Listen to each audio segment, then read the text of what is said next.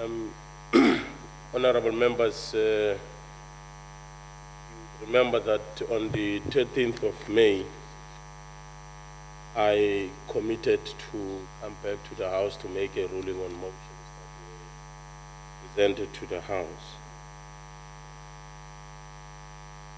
The ruling that I would like to make is a ruling on the points of order raised against the motions moved by Honorable Lond, Matthys, and Matthys during the motion session of the 13th May 2015.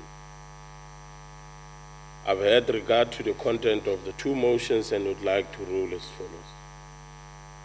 Council Rule 75(2), subsection 2 provides that a draft resolution proposed for approval by the Council may not, in substance, be the same as a draft resolution which has been approved or rejected by a Council during the preceding 6 months. Further, Rule 76 provides that no amendment to a draft resolution may be proposed except an amendment. On a question of privilege, to replace the name of a member on the draft resolution with the name of another member or allowed by the presiding officer. The motion moved by Honorable Lond on the 13th of May 2015 was in substance the same as the one moved by him the day before, that is on the 12th of May 2015, with the addition of calling for a debate in the House, by the House. This addition is in effect an amendment to the motion moved that was moved on the 13th of May 2015. In terms of Rule 76 referred to above, an amendment to a motion will only be allowed in the circumstances enumerated in the rule. Given that the motion was firstly not proposed as an amendment, and secondly, if it had been proposed as an amendment, does not meet the requirements of Rule 76. The motion is therefore in contravention of Rule 76. The same ruling applies to the motion moved by Honorable Matthys on the 13th of May 2015, as it was in substance the same as the motion moved by Honorable Mikalakis on the 12th of May 2015. I therefore rule both motions in contravention of the rules and as such out of order. The two motions will therefore not be proceeded to. Honorable members, we shall then proceed with the business of today, and I therefore put the question to all of you: is there a member who wishes to move a notice of a motion? Honorable Groenewald. Thank you, Honourable Chairperson. Honourable Chairperson, on behalf of the Democratic Alliance, I hereby wish to move a motion with notice that Council notes the ranking of South Africa in the bottom third of 124 countries examined by the World Economic Forum in the first Human Capital Report, which examines which countries best nurture and develop the skills of their people and use them most effectively. The report argues that countries that optimize their human capital see a higher level of economic growth. That is, it is less about the money a country has and more about harnessing the innate potential of its people. There is no easy short-term fixes and, more worryingly, no long-term solutions unless our classrooms are sorted out. It is unacceptable that the progression principles put learners through to a next grade phase without mastering the necessary skills first. This action from our basic education department will only lead to the disadvantage of learners. I so move. Thank you very much. Is there any other member? Motions without notices? Honorable van Lingen.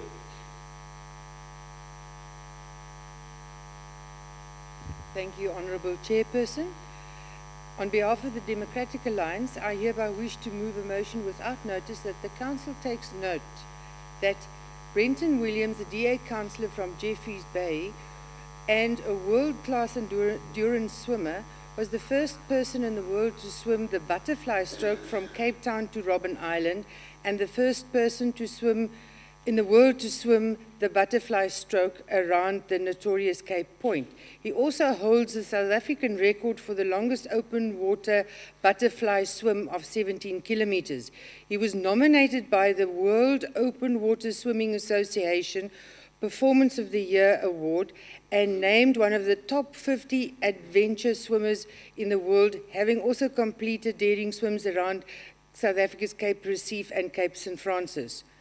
His record-setting performances have long been recognized by his small number of peers and the global open water swimming community. This House congratulates Brenton Williams and on his 2 world records this year and for holding the South Africa's name high in the International Open Seas Adventure Swimming Fraternity. I so move. Thank you very much. Is there any objection to the motion? In the absence of any, therefore, the motion shall be agreed to in terms of Section 65 of the Constitution. Honorable Makue.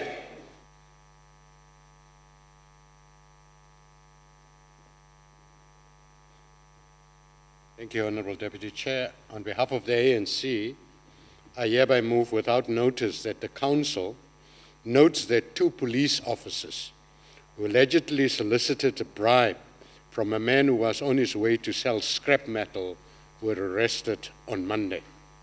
Further notes that the 2 police officers were on duty near Alexander where they allegedly threatened the man with arrest. They demanded 2,000 rand, which was handed to them, and they were arrested by members of the Bramley SAPS, who were on a routine visit to second-hand goods shops in the area. Therefore, condemns this kind of behavior from those responsible for maintaining law and order, and hope that the justice system will deal with them accordingly. I so move. Thank you very much. Is there any objection to the motion? Therefore, the motion is agreed to in terms of Section 65 of the Constitution. Honorable Lemku, did you have your hand up? Oh, okay. You may proceed. Thank you, Chairperson, Deputy Chairperson. On behalf of the African National Congress, I hereby move without notice that Council notes that the President of the South African Football Association, Mr. Danny Jordan, has been nominated by the ANC as the new mayor for Nelson Mandela Bay Municipality.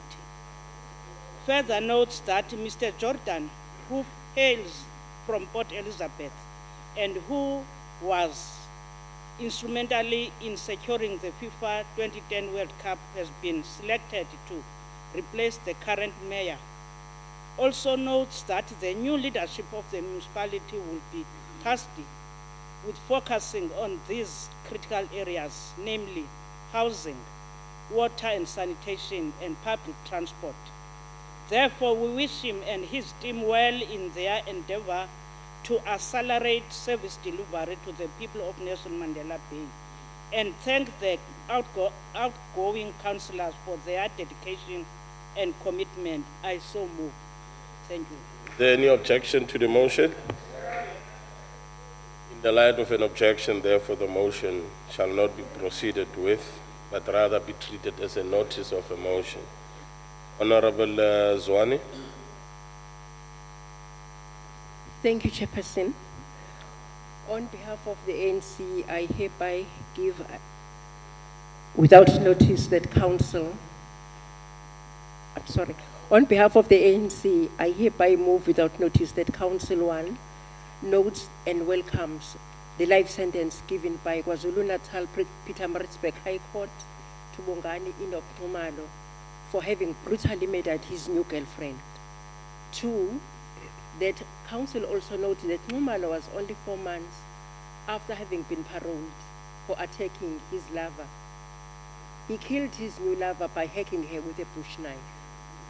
3, Council further notes that Nxumalo and Albertina Mlambo had made contact with each other via WhatsApp while he was in prison, serving an 8-year sentence for attempted murder of his previous lover. 4thly, also Council notes that Nxumalo, having noticed WhatsApp messages on Mlambo's cell phone, indicating that she had been communicating with other men, he convinced Mlambo that she needed to perform a cleansing ceremony and led her to a nearby bush. He was armed with a bush knife and carried a container of water. And she knelt down. Umalo struck her several times with a bush knife, having chopped her like a piece of wood. He hid her body under some shrubs and fled the scene. Fifthly, Council therefore calls upon the Department of Correctional Services to put some stricter measures to combat the use of cell phones by inmates, and further calls upon the parole system of South Africa to closely screen the paroles before granting paroles to eliminate these kinds of incidents. I also move. Thanks. Is there any objection to the motion? Therefore, the motion is agreed to in terms of Section 65 of the Constitution. Honorable Mokwei.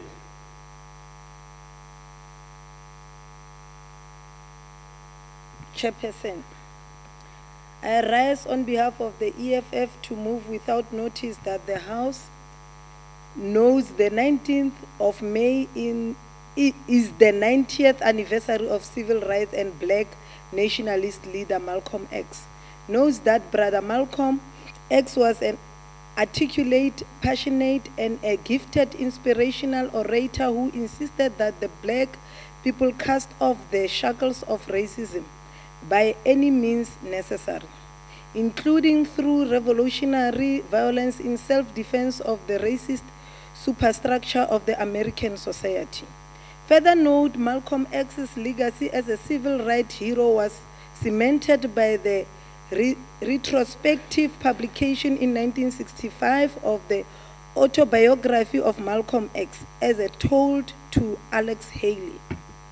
Acknowledged that in making a case for black independence, he invoked and then revoked the founding fathers' social contract, exposing the disguised hypocrisy that was at the origins of American democracy. Further acknowledged that the hypocrisy continues to plague us today in the ways that the state and compliant corporate media narratives legitimize violence against black lives and other marginalized people.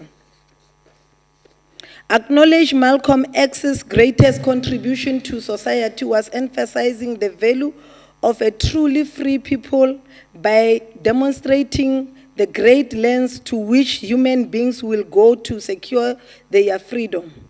Knows that almost a half-century since his assassination, Malcolm's unapologetic insistence on black liberation, human rights, and dignity still resonates around the world. Take courage in his spirit in our pursuit, economic freedom in our lifetime. I so move. Is there any objection to the motion? Yes. In the light of an objection, therefore, the motion shall be treated as a notice of a motion. As we proceed, honorable members, may I caution you to avoid a situation of yesterday. A motion is 1.5 minutes. Please. I just thought that I must caution members. Honorable Prince. Chairperson, I hereby move without notice that the council notes that a 5-year-old boy was stabbed several times by hijackers in Boksburg on Saturday, the 17th of May. Further notes that the father was hijacked by 3 men in Trichardt Road when he stopped at a robot. They pointed a firearm at him and pushed him out of the car and drove away with the vehicle while the child was inside. Also notes that the vehicle was later found abandoned and the child laying on the ground with stab wounds. Condemns the barbaric action of these criminals and appeal to the police to do everything in their power to arrest the criminals. I so move. Thank you very much. Is there any objection to the motion? Therefore, the motion is agreed to in terms of Section 65 of the Constitution. Honorable Charles de Beer. The chairperson, I hereby move without notice that the council notes and commends the government on having sealed an agreement with the unions on Tuesday, the 19th of May, after lengthy and hard negotiations. Notes that this agreement is a great move where a potential crippling strike by 13 million workers was averted. Further notes that the total pay increase therefore comes to 7%, along with an agreement that if the average inflation rate CPI is higher than 4.8%, the difference will be added to next year's increase. Excuse me. Similarly, pay increases will be reduced should inflation fall below the current estimate. That is, despite union demands to negotiate on an annual basis, the agreed offer remains for a 3-year deal, and this agreement will, however, exacerbate the wage gap within the public service, something the unions have pledged to close. In a very complex arrangement, the housing allowance has been increased to 1,200 rand and the rental allowance to 900 rand. The employee medical aid contribution, unchanged for the past 3 years, will now be increased to 28.5%. We congratulate the government and the unions in their successful talks. I move, Chairperson. Thank you. Is there any objection to the motion? In the absence of any, therefore, the motion is agreed to in terms of Section 65 of the Constitution. Honorable Mokhosi.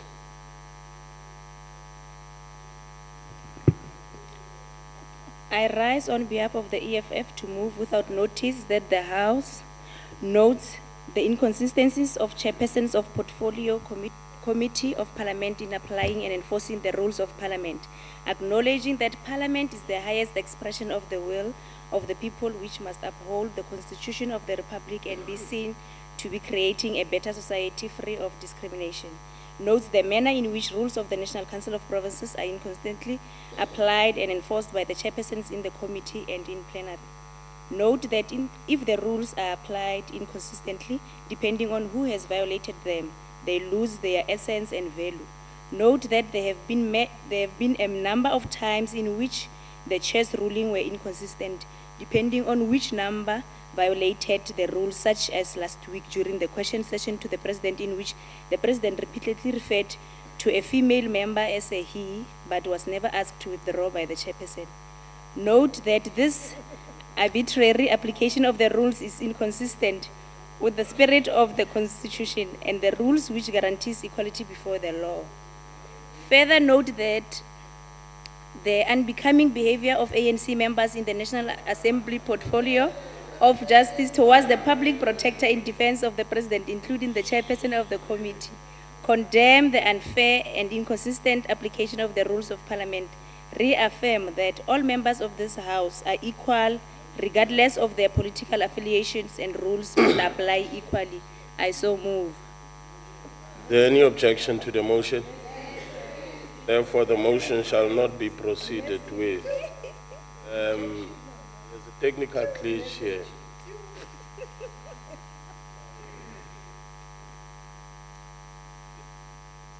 Sort it out. Okay. Then, Honorable Sandy.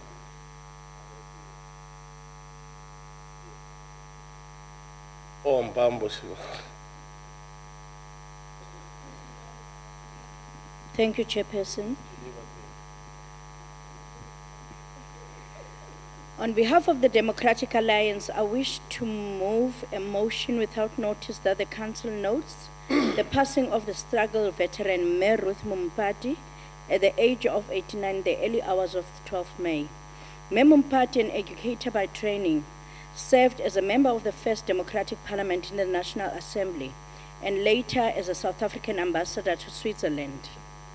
The Democratic Alliance would like to thank Mayor Mumpati for her contribution to our freedom and also our democracy after the fall of apartheid. The House just passed a motion of consistency in terms of the application of the rule.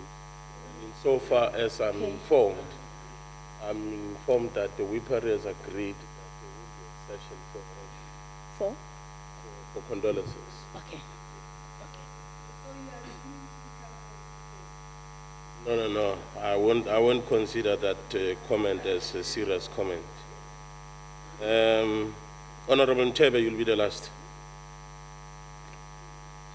Thank you, Chair. On behalf of the ANC can I move a motion without notice that the council notice that the South African Airline and the Department of Trade and Industry have signed a memorandum of understanding which is aimed at addressing the inclusion of black industrialists in the aviation supply industry. Further notes that this is a step towards a broader procurement strategy by all state-owned enterprises and government departments to incrementally set procurement targets that will boost the entrepreneurial efforts of black industrialists. Also note that the move came in support of the SAA board resolution to accelerate its enterprise development program and focus on inclusion of opportunities for black-owned, women-owned, disabled and youth-owned businesses. We congratulate the SAA and the DTI on this milestone that they have achieved and hope this will encourage other departments to follow suit. I so move. Thank you very much. Is there any objection to the motion? Yes. You could have just raised your hand, Honorable Member.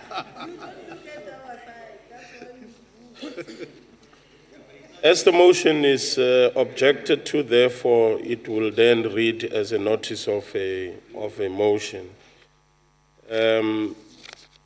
Honorable Stock and Honorable Klimbi, may you be the last ones. Thank you very much, Chairperson. On behalf of the ANC, I hereby move without notice that the Council notes and commend Mango Airline for being named as one of the top 10 low-cost carriers in the world by influential travel site, that is the Travel Math.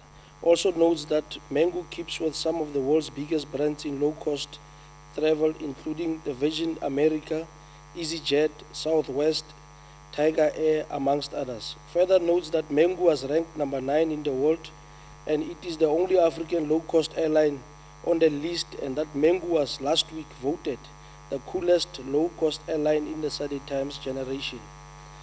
And last year, it was also awarded the African low-cost airline of the tier by Skytrax at the World Airline Awards. Congratulations to Mango Airline and best wishes in its determination and continued pursuit of excellence. I so move. Any objection to the motion? In the absence of any, therefore, the motion will be then agreed to in terms of Section 65 of the Code. Honorable Kumbi. Thank you, Deputy Chair. On behalf of the ANC, I hereby move without notice that the Council notes with concern the search for Taro Speaks.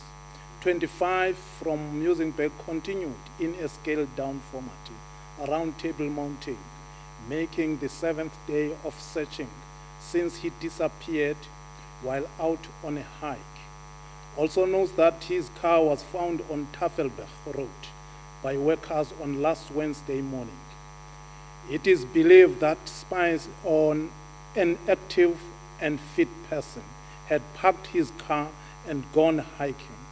Further notes that the search team had to come up without anything additional, and the Mountain Club of South Africa regarded this as one of the largest searches they had done in terms of resources, the length of time, and number of people involved.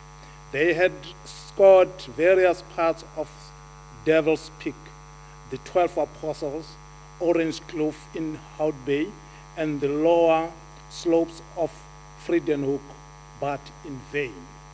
Therefore, our prayers are with Ms. Speaks, family and friends, wishing the team success in their research. I so moved. Thank you very much. Is there any objection to the motion? In the absence of any objection, therefore the motion shall be agreed to in terms of Section 65 of the Constitution.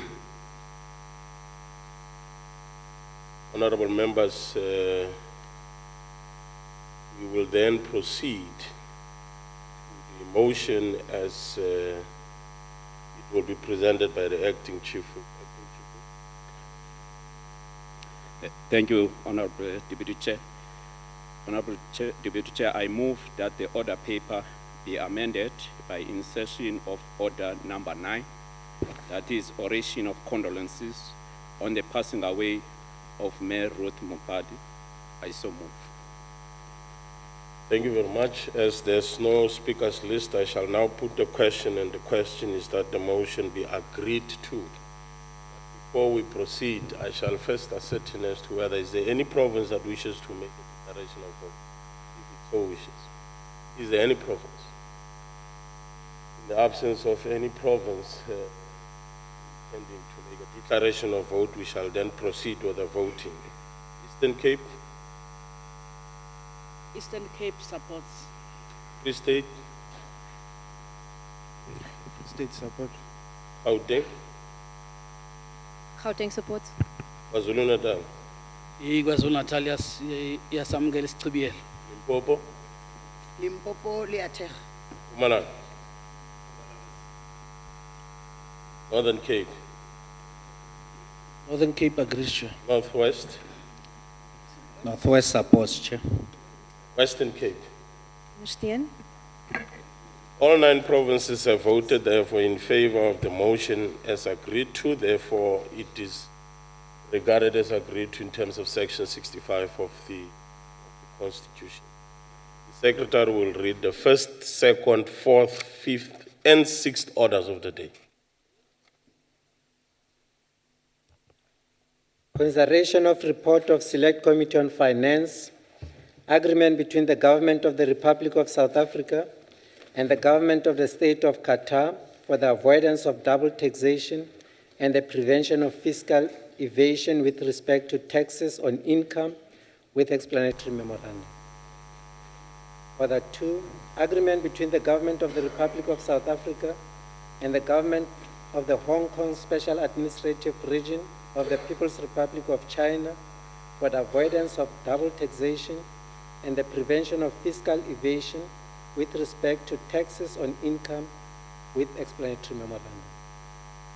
Order 3, agreement between the Government of the Republic of South Africa and the Government of the Kingdom of Lesotho for the avoidance of double taxation and the prevention of fiscal evasion with respect to taxes on income with explanatory memorandum.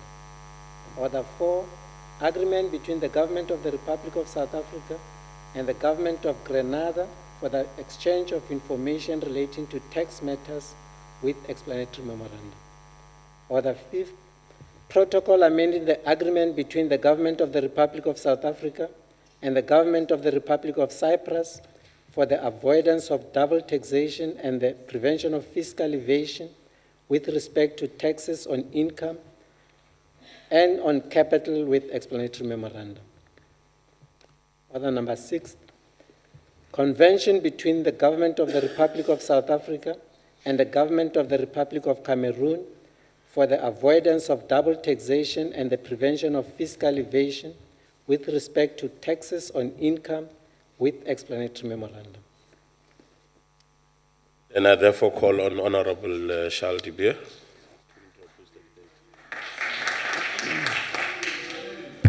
Honorable Deputy Chairperson, South Africa's agreements with the following countries for avoidance of double taxation and the prevention of fiscal evasion with respect to taxes on income, referring to the Republic of Cameroon, the Kingdom of Lesotho, Republic of Cyprus, State of Qatar, and the Hong Kong Special Administrative Region of the People's Republic of China.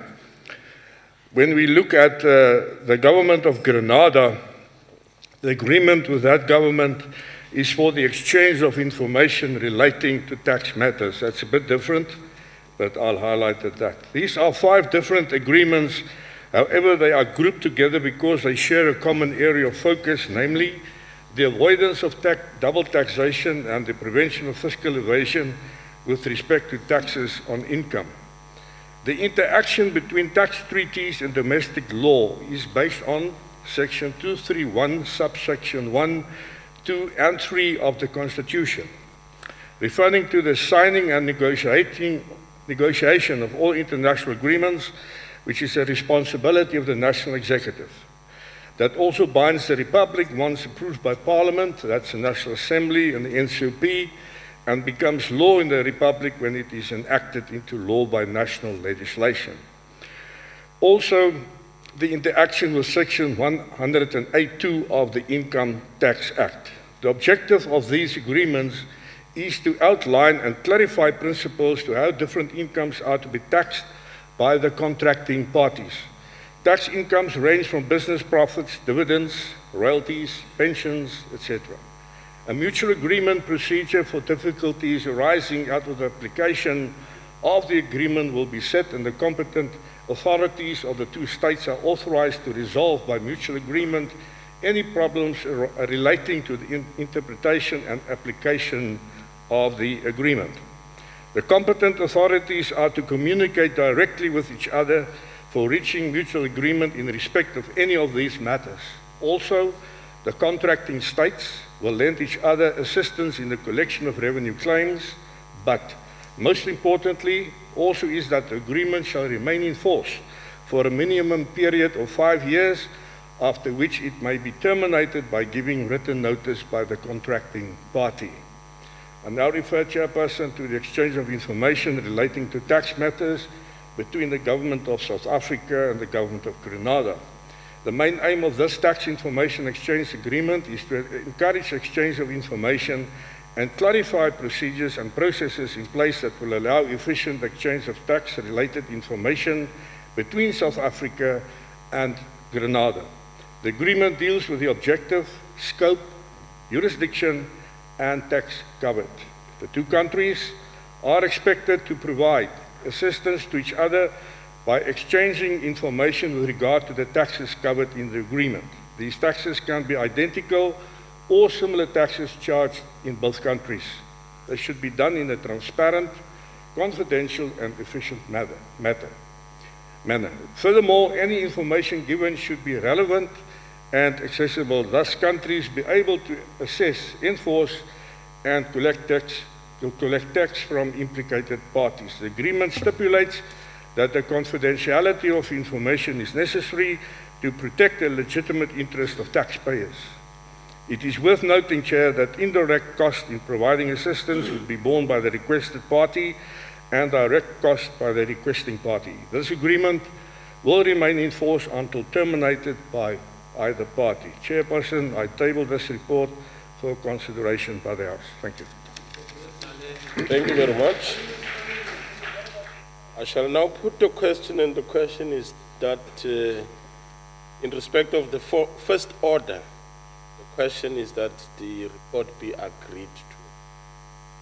I take it that all delegation heads are in the House. So I'll try and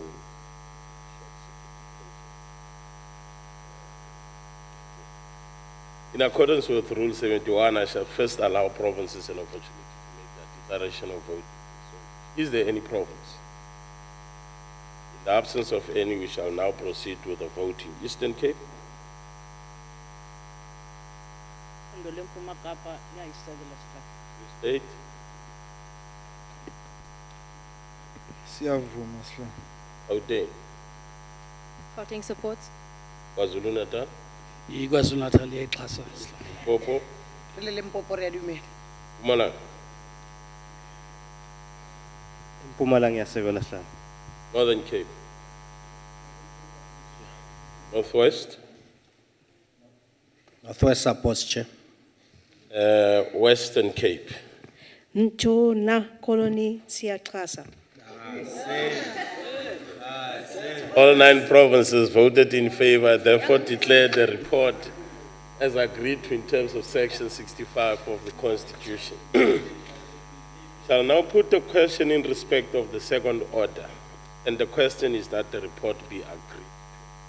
But before we proceed, may I first ascertain whether if there's any province that wishes to make a declaration. Is there any? In the absence of any, we shall now proceed with the voting.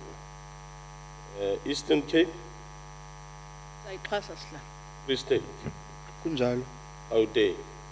Support. KwaZulu-Natal? KZN Honorstian Libereg. Limpopo? Limpopo stem sam. Mpumalanga? Asi Mpumalanga. Northern Cape? Northern Cape supports, Chair. Northwest? Northwest agrees, Chair. Western Cape? Weskaap ondersteun. All 9 provinces voted in favor. I therefore declare the report as agreed to in terms of section 65 of the Constitution. We shall now proceed with the fifth? The third order. In accordance with Rule 71, I shall first allow provinces an opportunity to make their declaration of vote if they so wish. Is there any province? In the absence of any, we shall now proceed with the voting. Eastern Cape, Siyavuma Sihlangu. Free State, Gauteng. Oh, Siyavuma Sihlangu. okay. Gauteng, Gauteng supports. KwaZulu-Natal, KZN support. Limpopo, Limpopo re a thekga. Mpumalanga, We support. Northern Cape, Northern Cape supports, Chair. Northwest, Northwest agrees, Chair. Western Cape. All 9 provinces voted in favor. I therefore declare the report as agreed to in terms of section 65 of the Constitution. We shall now proceed to the fourth order. But before I do that, may I first allow provinces an opportunity to make their declaration of vote if they so wish. Is there any province that wishes to do? In the absence of any, we shall proceed with the voting. Eastern Cape, Siyavuma Sihlangu. Free State, Akube njalo. Gauteng, We support. KwaZulu-Natal, KwaZulu-Natal rekotenda, Chair. Limpopo, Mpumalanga, We support. Northern Cape, Northern Cape supports, Chair. Northwest, We agree, Chair. Western Cape. Eastern Cape supports. All 9 provinces voted in favor. I therefore declare the report as agreed to in terms of section 65 of the Constitution.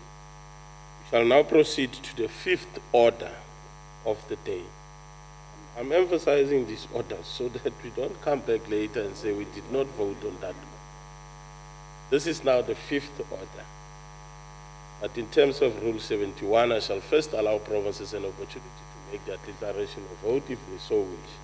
Is there any province that wishes to do? In the absence of any, we shall then proceed to the voting. Eastern Cape, Siyamukela.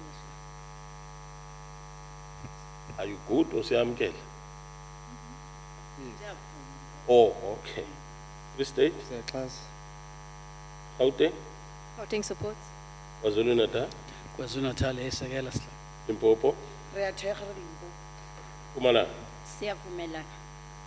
Northern Cape, Northern Cape supports, Chair. Northwest, We support, Chair. Western Cape. Weskaap ondersteun.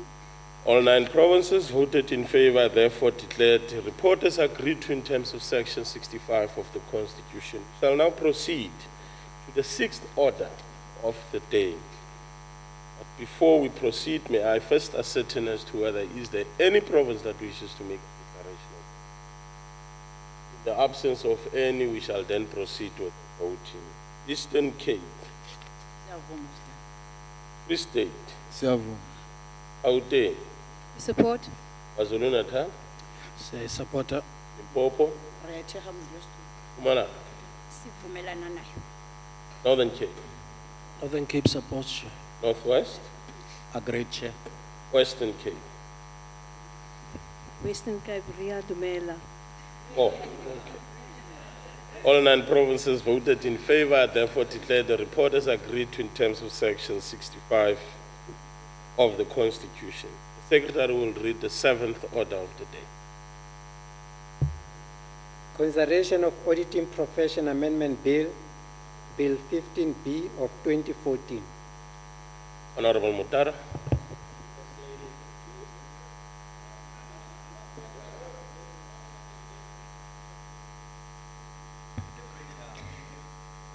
Honorable Deputy Chairperson,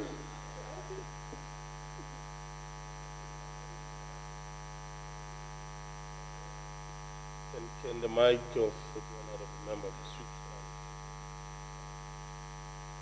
thank you, Deputy Chairperson. on? Is your timing, your clock, is it functioning? Yes. Thank you very much. The Auditing Profession Act, Act Number 20 of 2005, provides for the regulation of the auditing profession by establishing the Independent Board for Auditors.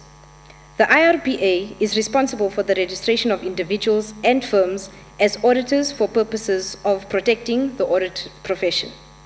From 2014, all first-time candidates wishing to write the final assessment for qualification as a chartered accountant will be required to write the assessment of professional competence of the South African Institute of Chartered Accountants.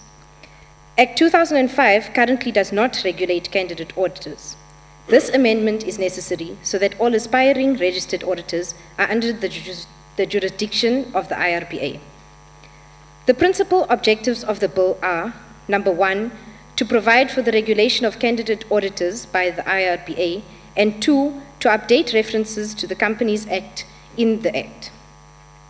The main features of the proposed amendments regarding the regulation of candidate auditors are, one, to define a registered candidate auditor as an individual who has obtained a professional accountant designation from an accredited professional body that has been assigned accreditation, who is registered as a candidate auditor with a regulatory board and who is serving under the supervision of a registered auditor.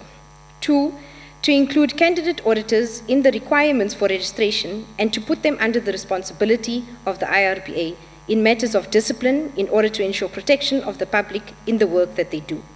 And number three, to give registered candidate auditors the opportunity to gain exposure in practice to a broad range of issues faced by registered auditors before the candidate auditors become registered auditors themselves. The updates which are necessitated by the Companies Act of 2008 relate to the definition of the word company in Section 1 of the Act and cross-references to the Companies Act of 1973 in Sections 38, 41, and 47, respectively, of the Act. Thank you, Deputy Chair. Thank you very much. That concludes the debate, and I shall now put the question, and the question is that the report be agreed to. In terms of Rule 63, this time now it's not 65, it's 63. I shall first allow political parties to make their declaration of vote if they so wish. Is there any political party that wishes to make a declaration of vote? Then we shall proceed to the voting on the matter. Are the machines working? Can we then, those who agree, press agree, those who abstain, press abstain, those who disagree, then press disagree. Well, of course, with the exception of the minister and the deputy minister.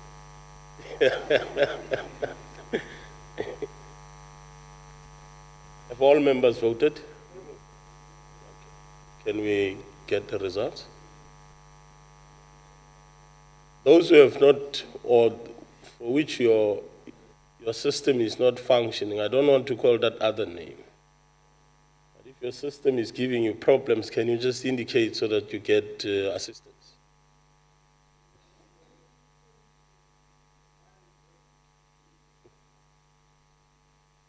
Your thing.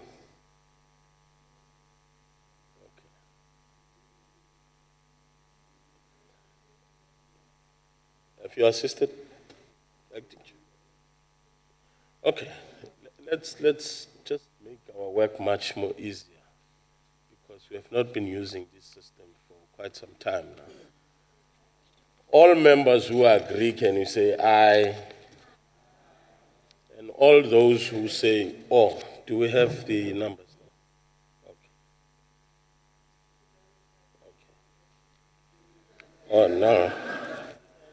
The results as they have been, as presented to me, says that the majority of members voted in favor, except for 2 members. Therefore, I shall declare the report as agreed to. Honorable members, we shall now proceed to the 8th order of the day. Secretary. Policy debate on budget vote number 34, Trade and Industry, Appropriation Bill, Bill 6 of 2015. As I welcome the Minister and the Deputy Minister, may I also invite the Minister to introduce the debate.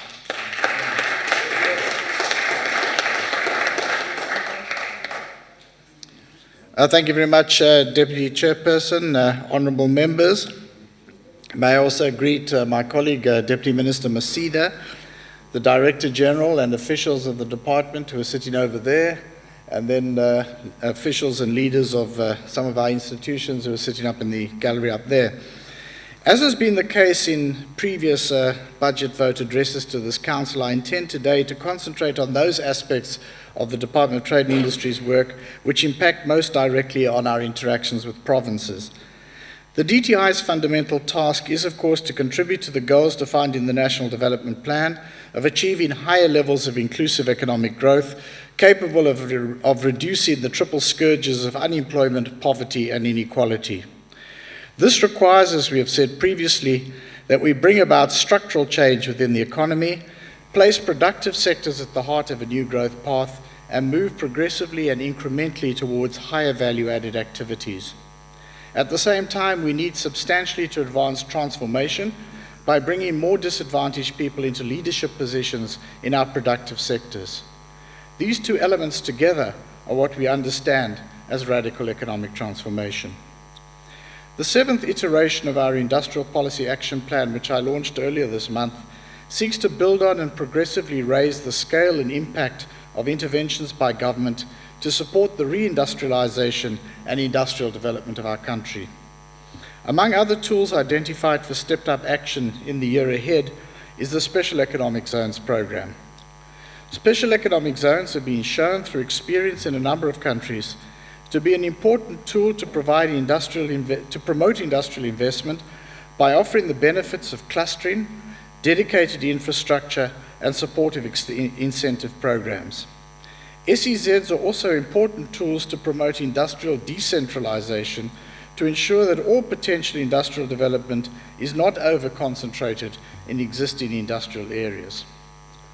As honourable members know, prior to the enactment of the Special Economic Zones Act No. 16 of 2014, South Africa had only one form of special economic zone, the Industrial Development Zones, which were established under the Manufacturing Development Act of 1993.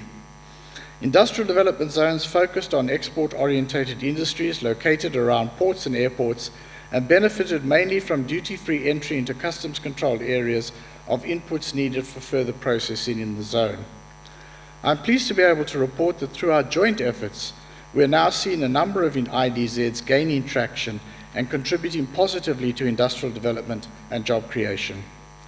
Between 2002 and 2014, the Kucha, East London and Richards Bay IDZs together attracted a total of 54 investors with an estimated investment value of 4.8 billion rand.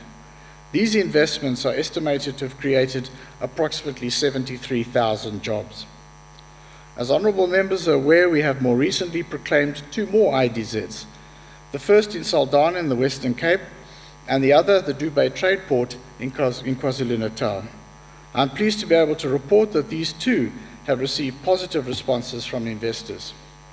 The Saldanha Bay IDZ is engaged in discussions with more than 26 potential investors who are interested in locating in the IDZ, the majority of these investors focusing on logistics support services, oil and gas contracting and drilling services, and marine and rig building, fabrication and repair. 8 of these companies are already in the process of developing and finalizing agreements with the IDZ. The Dubai Trade Port has in just a few months attracted investment commitments of over 900 million rand.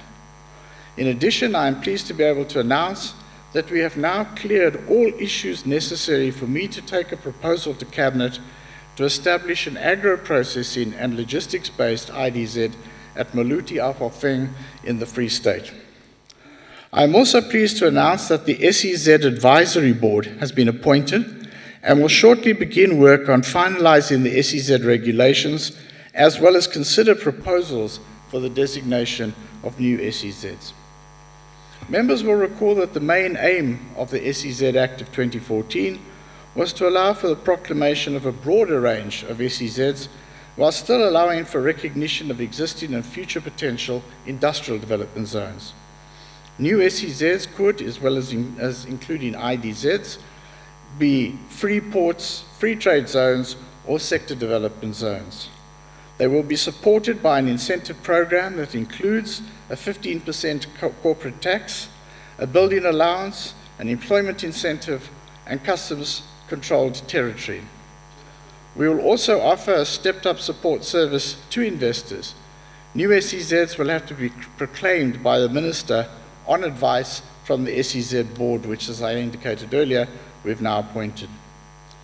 As previously reported, as the SEZ legislation was being processed, we provided seed funding to provinces to undertake feasibility studies and planning work for potential SEZs. We facilitated the establishment of project management units in all provinces to support the implementation of proposed SEZs and have entered into a 5-year partnership agreement with the Chinese government on an SEZ capacity building program to train at least 30 government officials across the 3 spheres of government.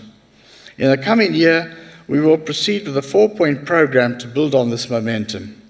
This will include, firstly, finalizing the necessary regulations during the first quarter of the financial year. Secondly, designating new SEZs with a strong focus on mineral beneficiation-based SEZs. Thirdly, putting more resources into investment promotion and marketing campaigns for all our SEZs. And fourthly, providing continuous support to provinces for development and management of SEZs. In addition to the SEZs, we are also developing a program for the rollout of industrial parks. Industrial parks will be defined areas in particular municipalities where infrastructure will be provided and existing and new companies will receive special incentives.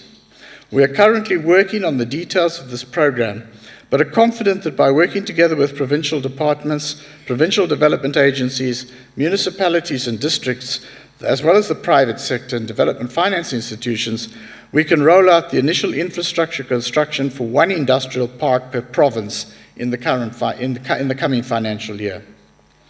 The DTI will return to this council to report on the progress of these undertakings, which we have made today.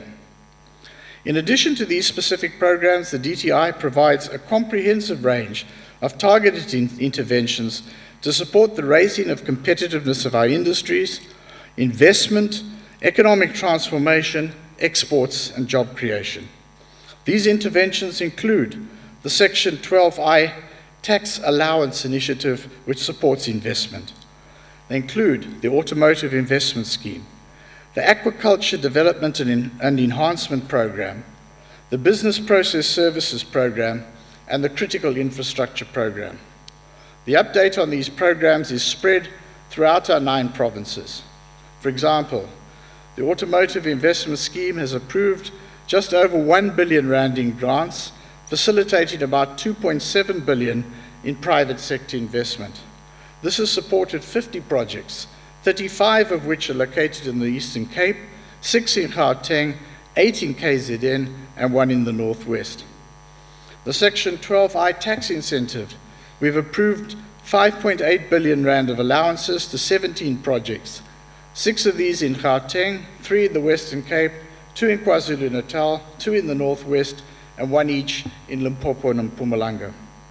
The aquaculture program has approved grants of 28 million rand, therefore facilitating around 100 million rand of private sector investment. This has supported 11 projects, 4 in the Western Cape, 2 each in the Northwest and the Eastern Cape, and 1 in KwaZulu-Natal, Mpumalanga, and Gauteng. Over 100 million of grant funding was approved under the Critical Infrastructure Program, facilitating an estimated 10.2 billion rand of private sector investment. These grants supported 9 projects, 2 each in KZN, the Northern Cape and Gauteng, and 1 each in the Eastern Cape, Western Cape, and Limpopo. It is projected that 9,385 direct jobs and 4,131 construction jobs will be created by this program. Companies that have been supported include Delovo Sugar, operating in the manufacturing sector in KwaZulu-Natal, Arnfeld Smelting in Limpopo, Asamang in the Northern Cape, and Zendai Development SA in Gauteng. There are many other opportunities, and I invite you to work with the DTI in bringing the various programs and support measures that we provide to the attention of players in your constituencies. There's no reason, for example, why firms across all provinces should not more actively be participating in national and international trade exhibitions and pavilions in the various countries that we operate in to promote market access and showcase South African products and services. For those who are not yet ready to export, we have an extensive capacity building initiative which is called the Global Exporter Passport Initiative, which we launched a few years ago. Chairperson, there's been a concerted effort to enhance access for South African products, especially value-added exports in international markets. Africa remains at the center of our efforts, where we've been actively championing continent-wide industrialization and an ambitious development integration program. In this regard, significant progress has been achieved in the tripartite free trade area negotiations between COMESA, the East African Community, and SADC. The tripartite free trade area, which embraces 26 countries with a combined population of 500 to 600 million people and a combined GDP of $1 trillion, will be launched on the 10th of June 2015 in Sharm el-Sheikh in Egypt. This launch will signify the conclusion of the negotiations on the legal instrument to establish the FTA, and will be followed by a process to finalize negotiations on tariffs and rules of origin, the key elements of a functional free trade area.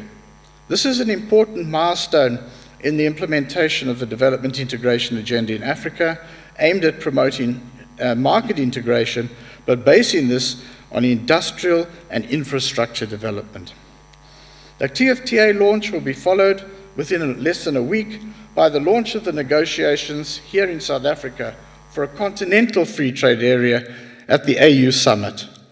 The continental FTA, once established, will be a market of over 1 billion people with a GDP of $2 trillion. The African market is crucial for South Africa's industrialization and job creation efforts as one of the key destinations for value-added exports. Africa will also host the 10th World Trade Organization Ministerial Conference on the 15th to 18th of December this year in Nairobi, Kenya. There are many challenges that confront us, as well as all the other developing countries, in ensuring that the outcome of the MC10, as it's called, underscores the centrality of development as provided for in the Doha Development Mandate, that it supports industrialization objectives in Africa, and includes meaningful disciplines on subsidies in agriculture, particularly those that disadvantage farmers in developing countries. Chairperson, as you know, we have actively campaigned for the extension of the Africa Growth and Opportunity Act, with South Africa included. I'm pleased to inform Council that the United States Senate has approved a 10-year extension, with South Africa included. However, AGOA is renewed with a provision for a series of reviews for South African and other beneficiaries identified by the US administration. AGOA, in other words, is coming with demands that we accommodate the US in terms of market access demands, starting with but not limited to the question of poultry. We continue to engage on this issue, and I invite the Select Committee to oversee our work on this important matter. Honourable members, the new broad-based Black Economic Empowerment Codes of Good Practice came into force on the 1st of May after an 18-month phasing period. As we conclude now. Okay. The fundamental change is to introduce sub-minimum scores that must be reached in supply development, skills and ownership. Finally, I was going to say we are also working energetically on matters to do with liquor and gambling, and there are policy papers that will be published and will be the subject of further engagements. I thank you for your attention. Thank you very much, Honourable Minister. Honourable Makue, can you continue the debate?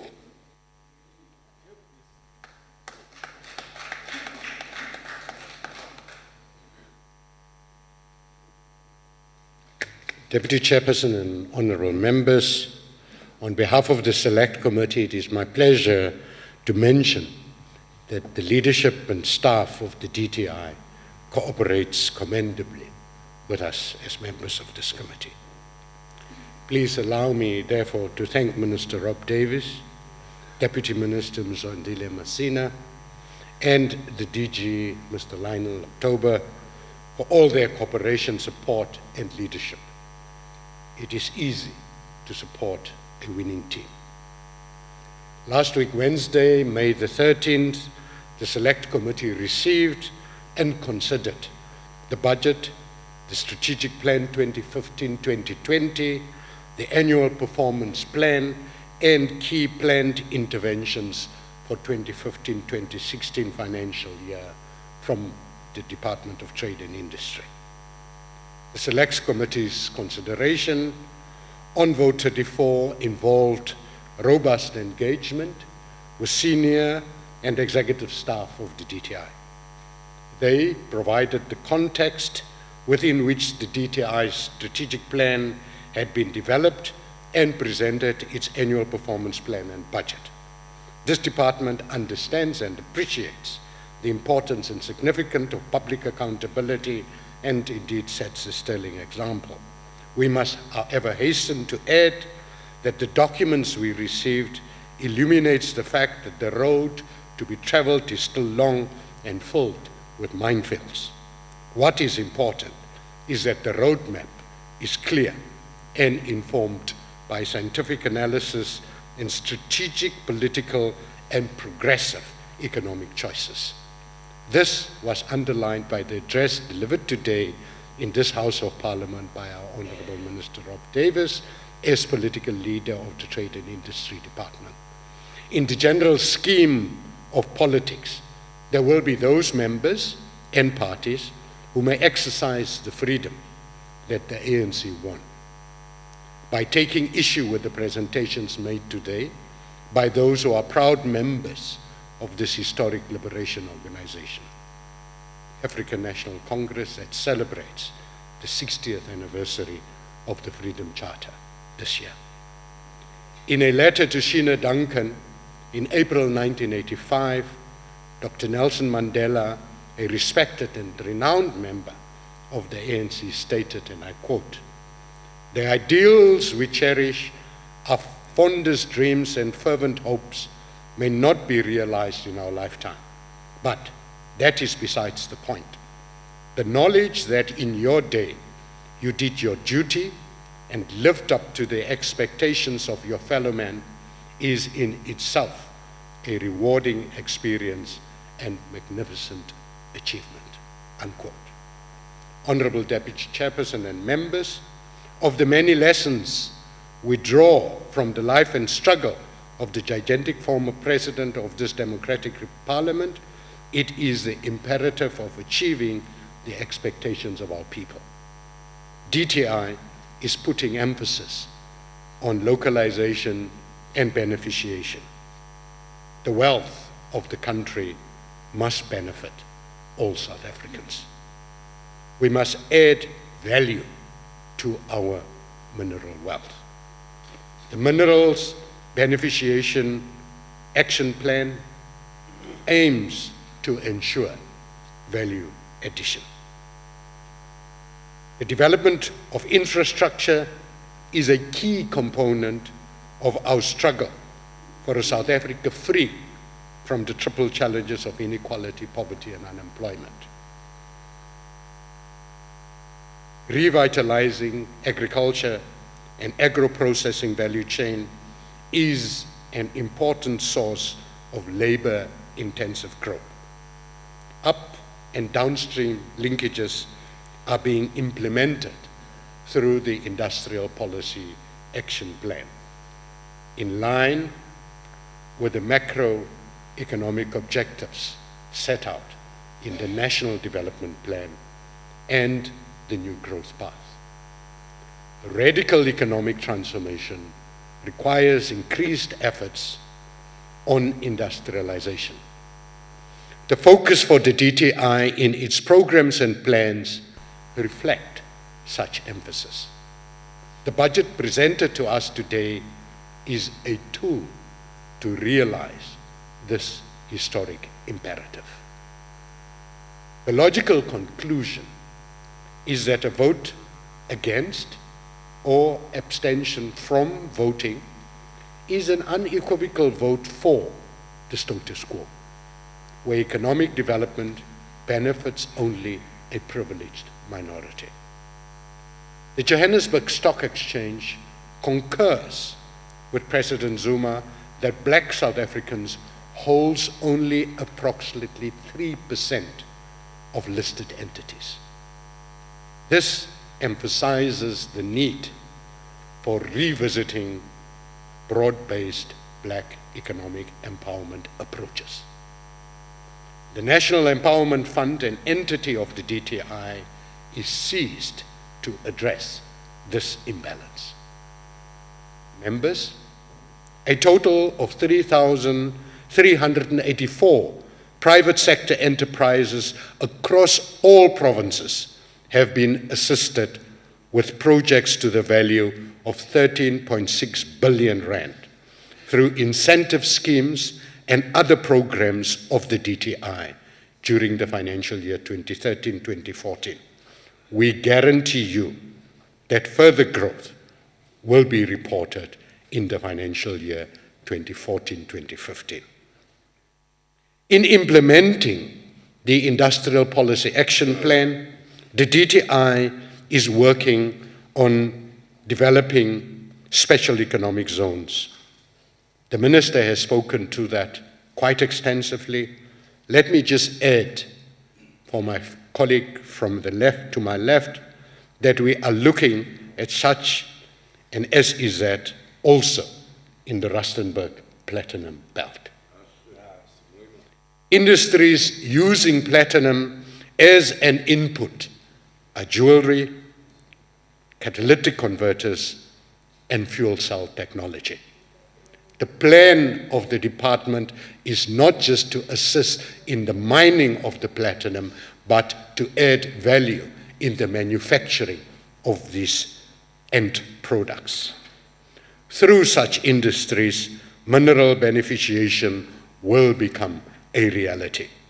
This is evidence that the DTI has practical, workable, and realistic plans.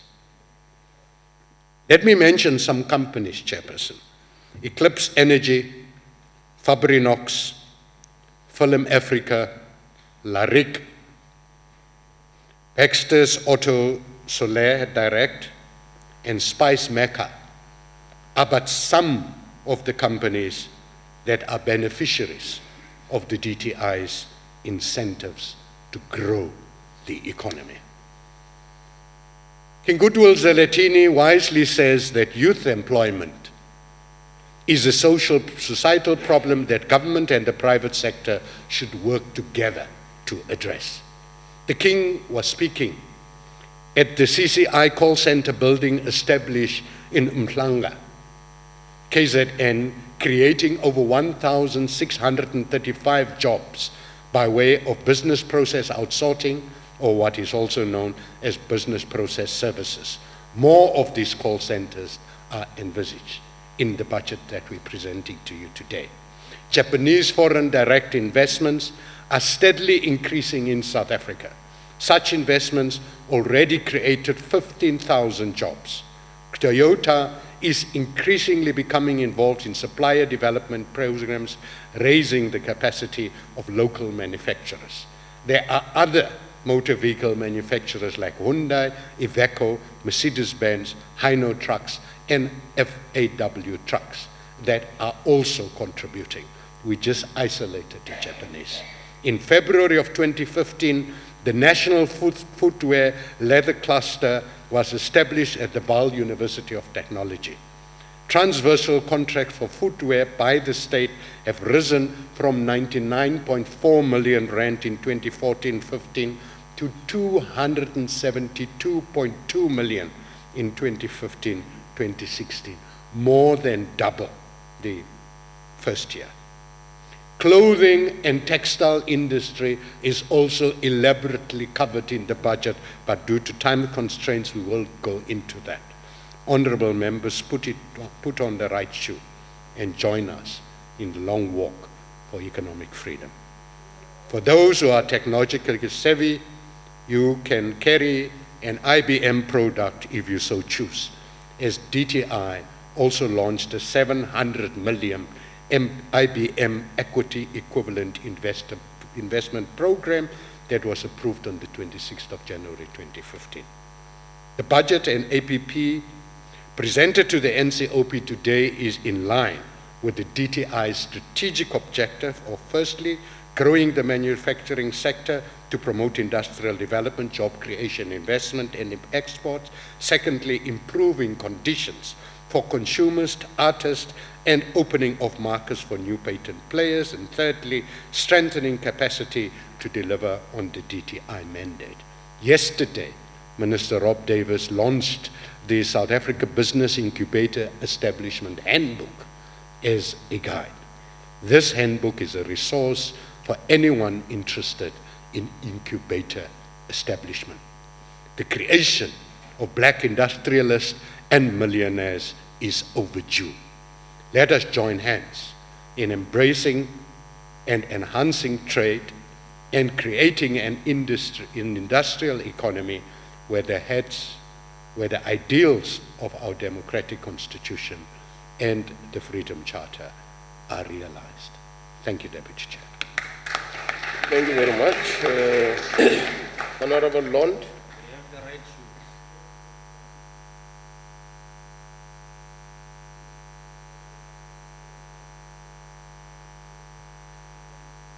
Good afternoon, Honourable Chairperson, Honourable Minister Davies, Deputy Minister Messina, Honourable Members. I want to start off by firstly thanking this department for debating the DTI budget in the NCOP first. It's the only department that came to this House of Parliament before the other House of Parliament. For that I want to thank you. It would be remiss of me not to mention and thank the ongoing and thorough communication from the department, specifically Saraj Naidu, to the members of the Select Committee. I think sometimes we wish our spam filter works a little bit better, but when we have time, it's really nice to sit and read through all the information that we get from you. South Africa is a country that has a terrible history with huge inequalities that still needs to be addressed.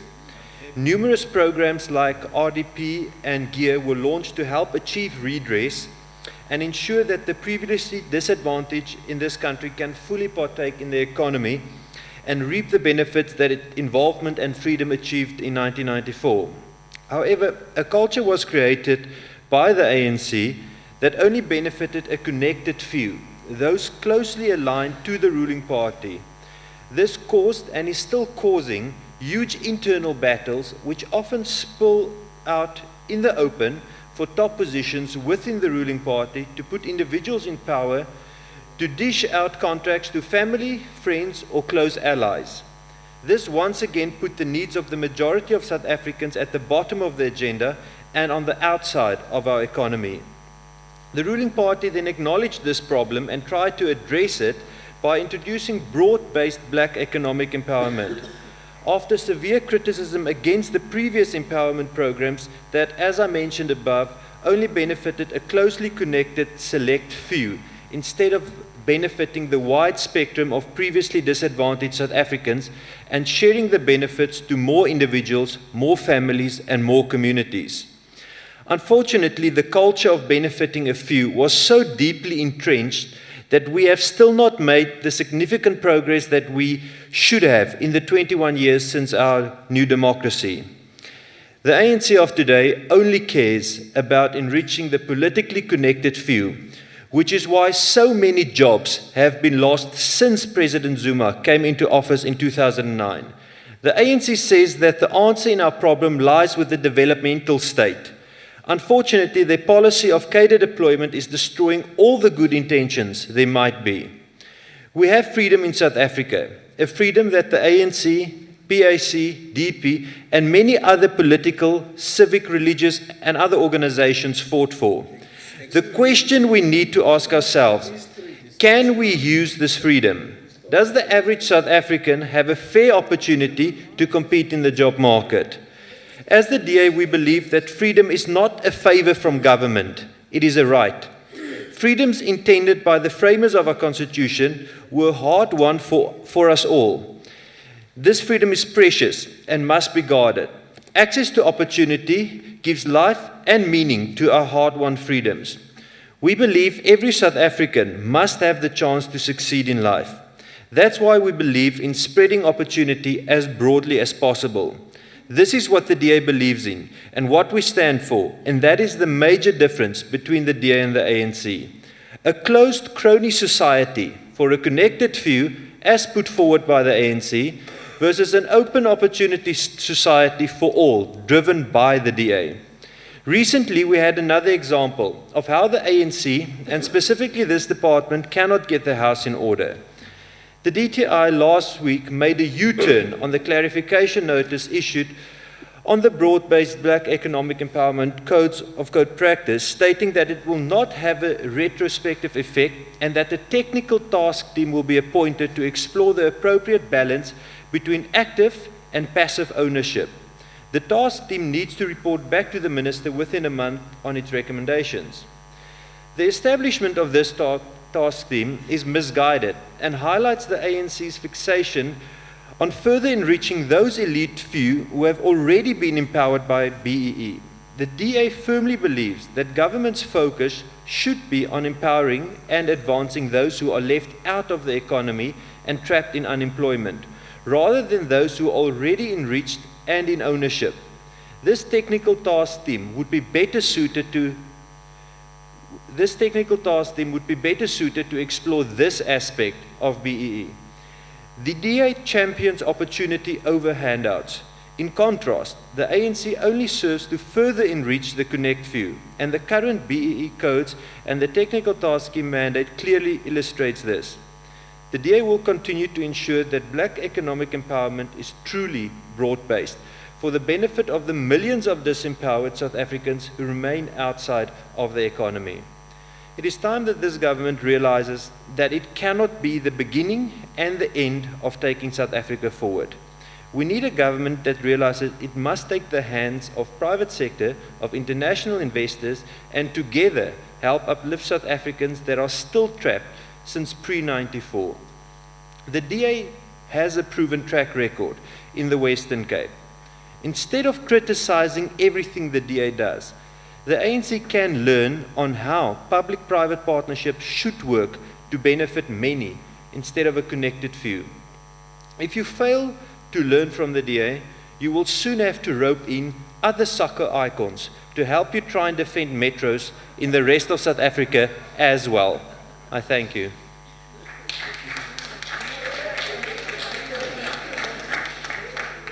Honorable Mokhosi.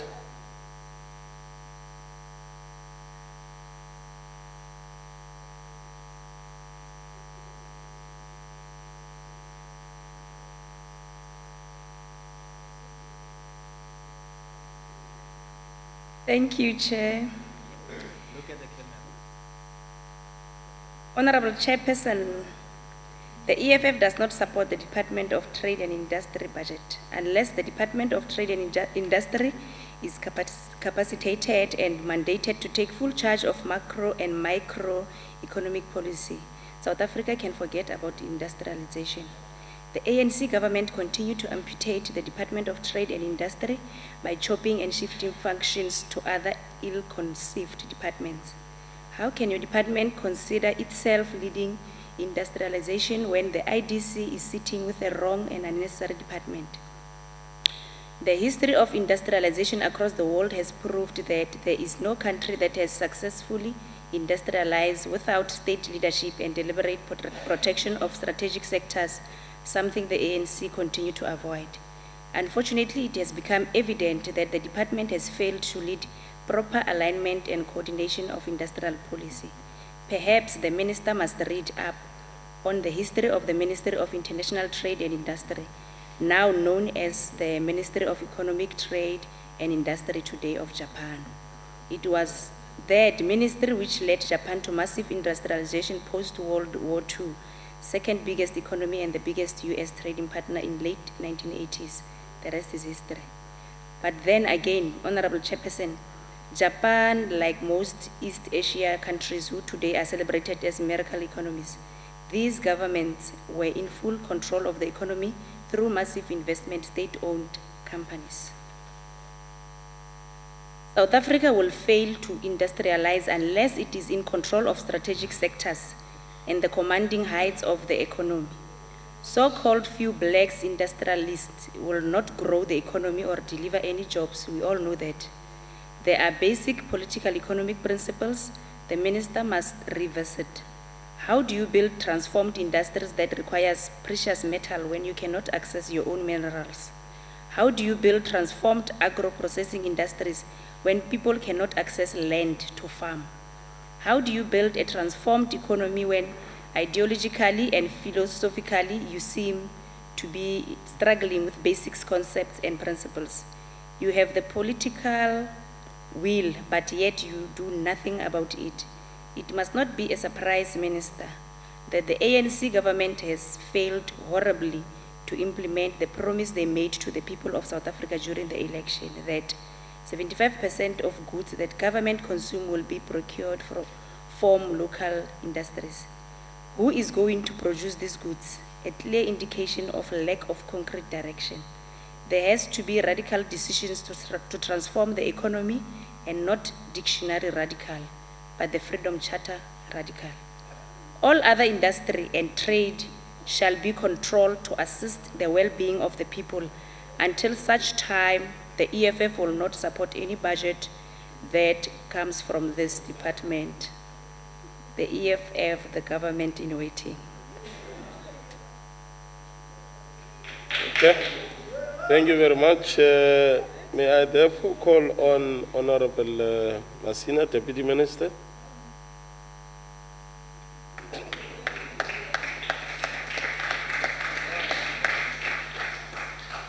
Thank you very much, Chairperson, members of the Select Committee, Minister of Trade and Industry, Minister Rob Davis, Director General of the DTI, and senior staff officials of the DTI, leaders of the organized business, distinguished guests, ladies and gentlemen, and comrades from my zone. On numerous occasions, we have pronounced the intention of the African National Congress to lead radical projects of socio-economic transformation.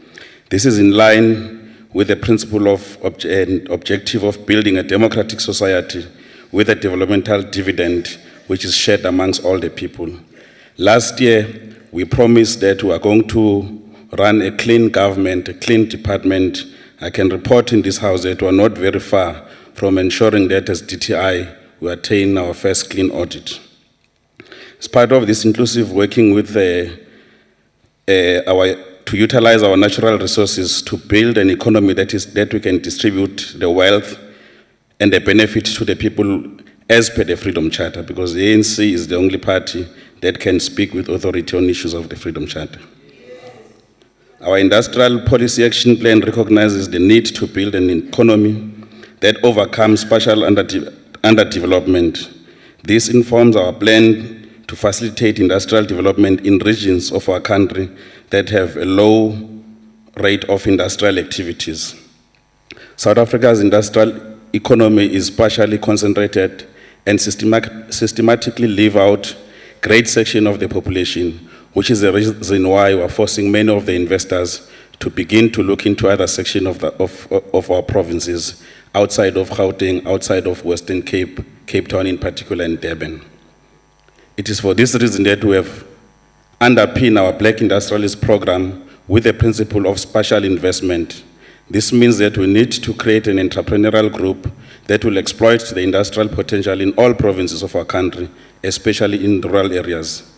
We understand that a stronger base of competitive and innovative Black industrialists is not only necessary, but may also be much better placed to drive government effort for industrialization of all regions in our country.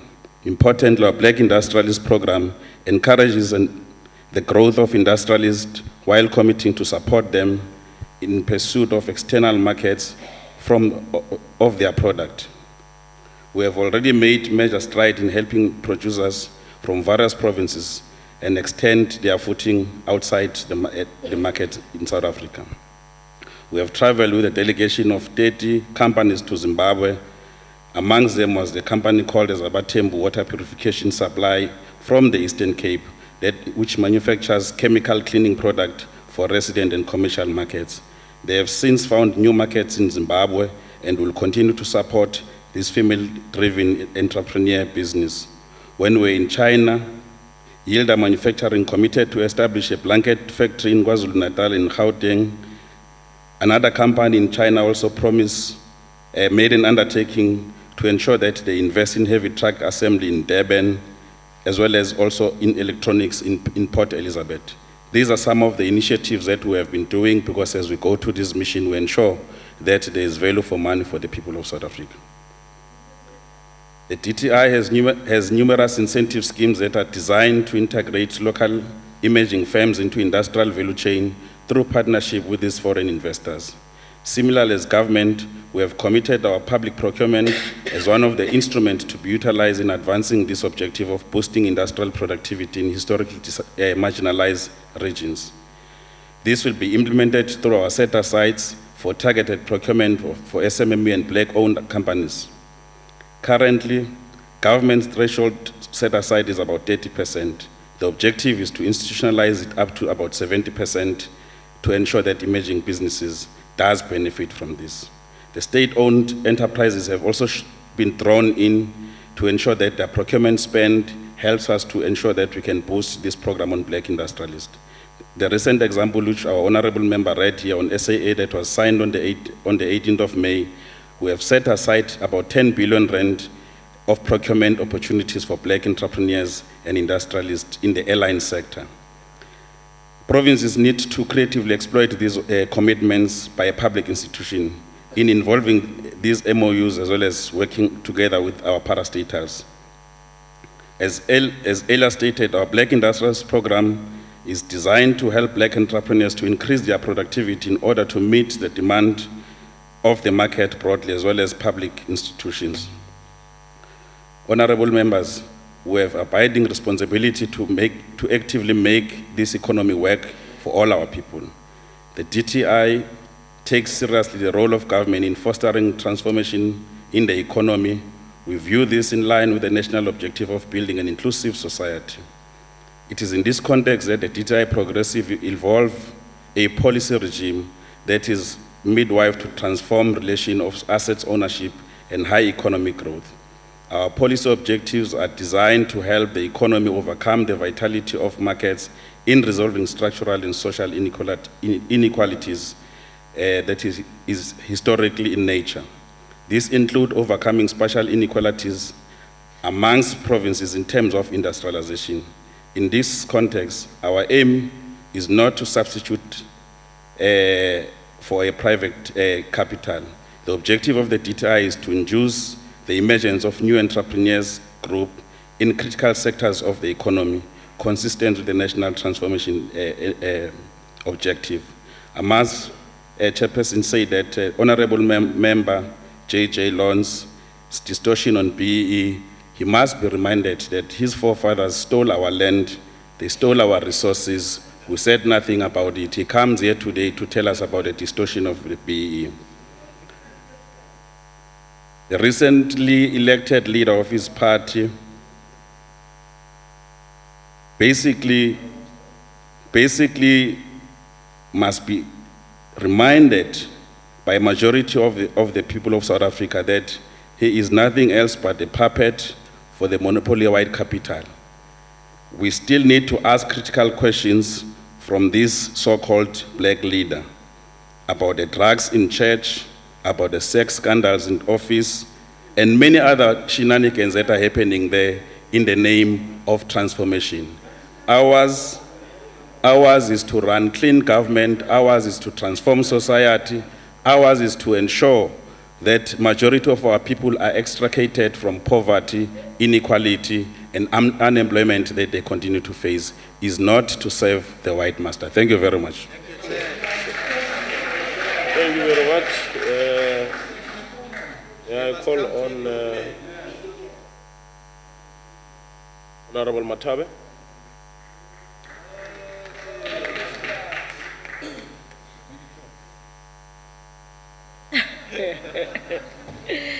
Honorable Chairperson, Honorable Minister Rob Davis, Honorable Deputy Minister Mzwandile Masina, honorable members of the Select Committee, the Director General, the business sector, ladies and gentlemen, sanibonani. Honorable Chairperson, the African National Congress, the only national democratic revolutionary, is cognizant of all the achievements and progress that the country has made as far as 21 years of democracy, in changing the lives of all and in making South Africa a better place to live for all. However, honorable members, the ruling party, which is the ANC, is also aware of the challenges that lie ahead of us in ensuring that we completely reverse all the apartheid injustices to the majority of the citizens. As the Honorable President of South Africa usually say, yinde lendlela esihambayo. And indeed, yinde. If the new kids on the block today claim that they are doing whatever they are doing in the name of the Freedom Charter, then yinde ngempela lendlela. And indeed, Honorable Chairperson, we still have a long way to go, and we must all work hard with dedication and commitment to ensure that we reverse the apartheid inequalities. It is so sad to hear one of them, the previously advantaged, to talk about inequality, because he doesn't know anything about inequality. Honorable Chairperson, the 2014 election manifesto of the African National Congress clearly articulates on what we commit ourselves to do as a ruling party to reverse these apartheid disparities. Honorable members, the National Development Plan, which is a cornerstone of South Africa's development agenda, seeks to eliminate poverty and reduce inequality by 2030. This is also emphasized in the government MTSF 2014-2019 and in the 14th National Government Outcomes. This, therefore, requires collaborative efforts of all South Africans to ensure that, as required by the NDP, the GDP increases by the required 2.7 times in real terms, and the annual average GDP growth of 5.4% is indeed achieved. Honorable Chairperson, as the ruling party, I'll always quote African National Congress, we are in full support of the budget allocation to vote 34 to the Department of Trade and Industry. As the People's Movement, we view this department as one of the key departments that must play a critical role in ensuring that the 24 million jobs opportunities are clearly articulated in the NDP is indeed achieved. This department, therefore, has a huge responsibility in terms of labor absorbing growth, increase competitiveness of South African industries and products, both locally and in international markets, and also increase the value of our exports and improve trade with the rest of the world. Honorable members, let me remind you that as the African National Congress, the ruling party, we've declared 2015 as the year of the Freedom Charter, where all are saying in one voice that we must return back to basics.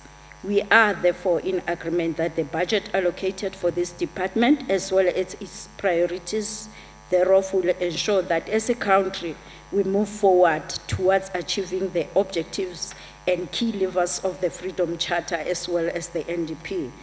This department is tasked with the responsibilities, amongst others, facilitating access to sustainable economic activities and employment for all citizens of the country. This is a huge responsibility, honorable members, which requires critical and accurate understanding of the economy as well as where economic opportunities are.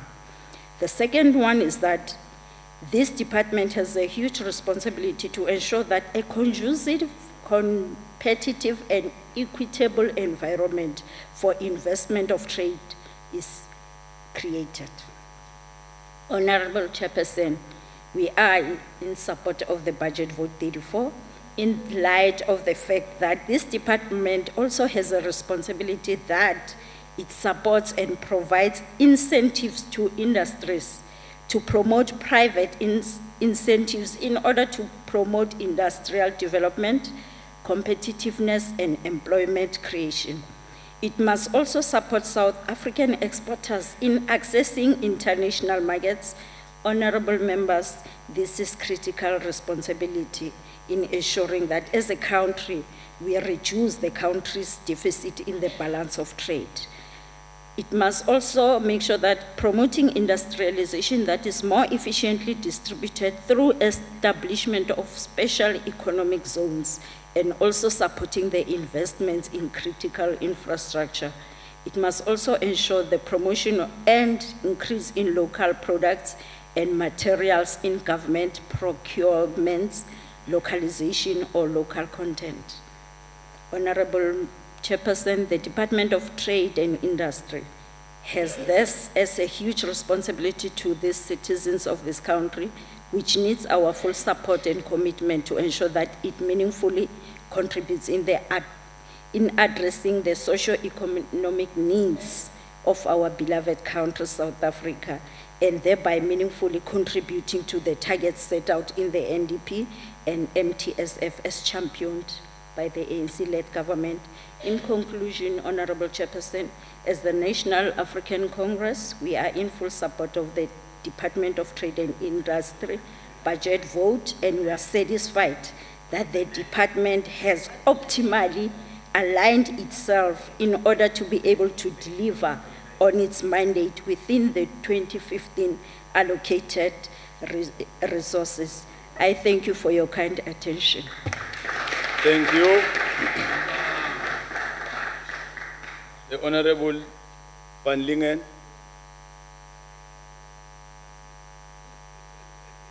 I am presiding. Ilunga lehloniphekile lemkhandlu wetifundza. Honorable Kaula is not participating.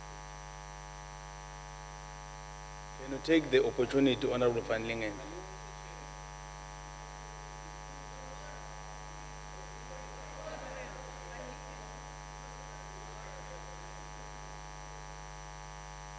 Oh, I'll deal with that one. No, fix it. Chairperson, fix it. This is the Chinese one that's working today. I've got the right one here, don't worry. No, I don't trust you, Chairperson. Put the thing on 4 minutes. Don't cast aspersion. Go on, Honorable Van Lingen. Yeah, Honorable Chairperson, Honorable Minister, Honorable, not Honorable, but DG October. It's good to be in the house with you. I want to start with Honorable Masina, who objected to the democratically elected leader of the DA. And I want to tell him that if he for 1 minute could prove that the ANC's copybook is clean, he may dare to speak. But I can tell you that your arrogance precedes your intelligence. The Honorable Matabe, you must learn to remember what you read about the Democratic Alliance. We have a values charter of freedom, fairness, and opportunity. We believe in redress and reconciliation. Your concern is that we stand here before you today backed with a mandate of 4 million voters, and it's getting more by the day. We also believe in the Constitution of South Africa, and we don't have to plead a freedom charter, because what is important is the Bill of Rights in Chapter 2 of the Constitution. If I need to adapt a quote that I read in the media this week, the Department of Trade and Industry can only be described as a department where jobs go to die, and that was the headlines by Peter Bruce. We need to be consequent when it comes to a free market system, and our values charter,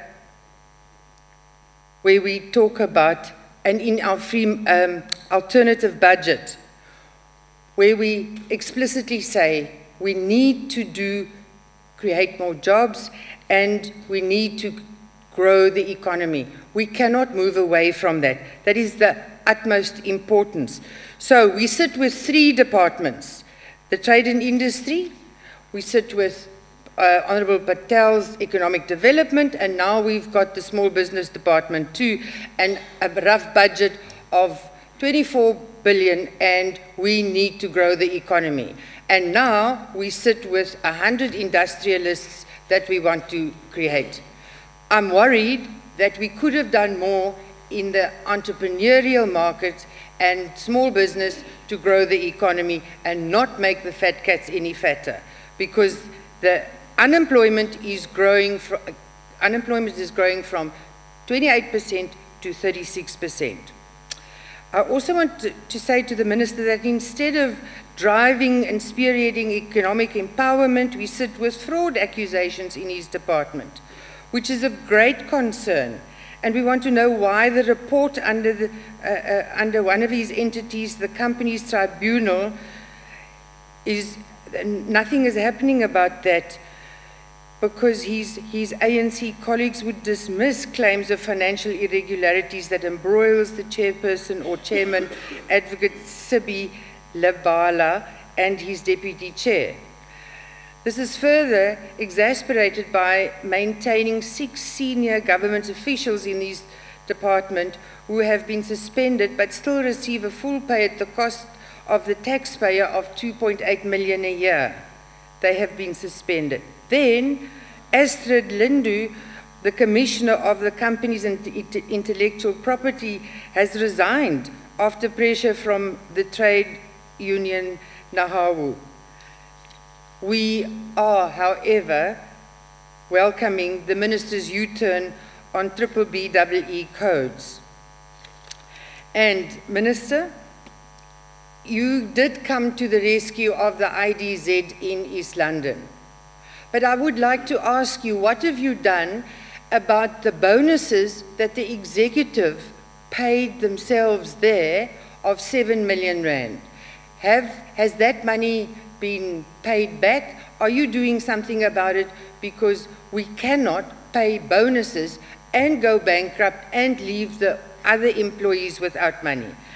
And you know, Minister, I've heard so many times that you have said that the Western Cape is nothing without your department. And we agree with you. We agree with you. But your department is shaping in South Africa, in the Western Cape. And if you had all the successes that you have in the Western Cape, your department would grow the economy and it will create more jobs in South Africa. I thank you. Thank you. Honorable Ntebe.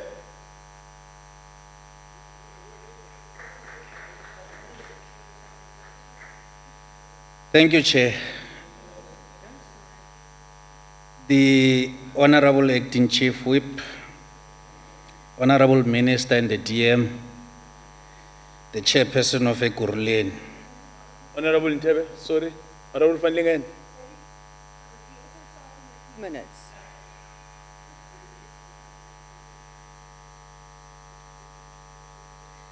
Honorable members, special delegates.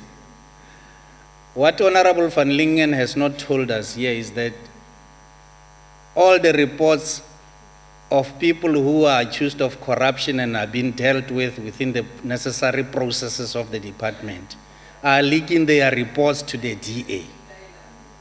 All of them, they are leaking the reports to the DA. And Honorable Van Lingen is not telling us what is the connection between the people who are accused of corruption in the department and the leak to them. Honorable Chair, a dynamic industrial and highly competitive economic space requires zeal and determination, Minister.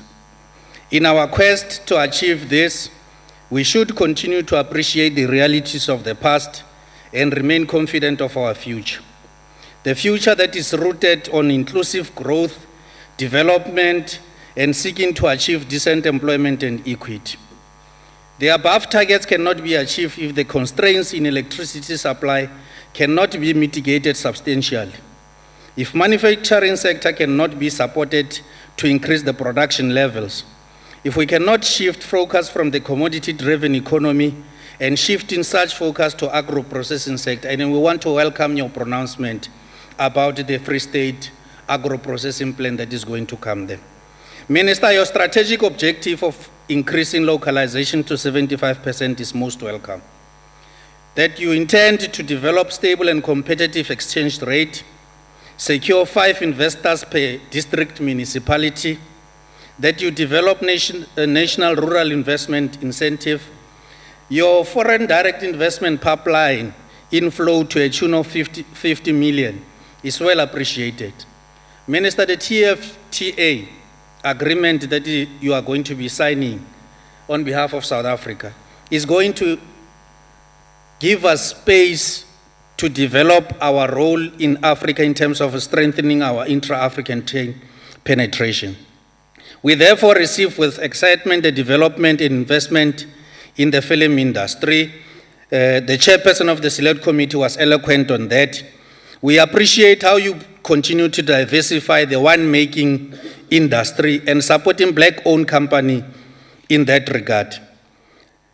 Honorable Minister, I'm from Northwest, and we are very ecstatic as the Northwest that in your address to the Japan seminar, you announce that you are going to be declaring the Platinum Belt in Rustenburg as special economic zone, with immediate intention of developing industries in that regard. And we want to appreciate that, unlike others, we are not riding on the emotions of workers.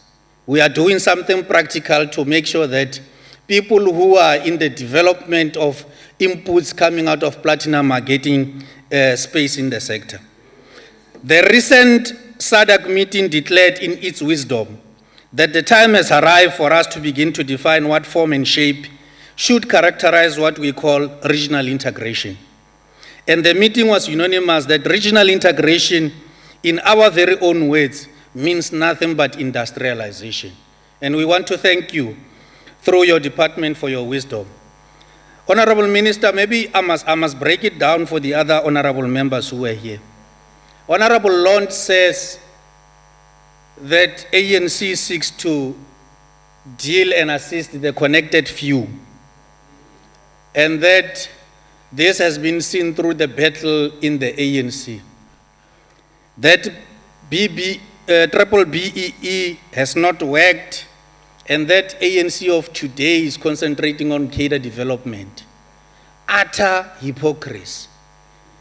That Honorable Lund does not tell us that in Western Cape where DA is deploying, who are they deploying? Do they deploy EFF members?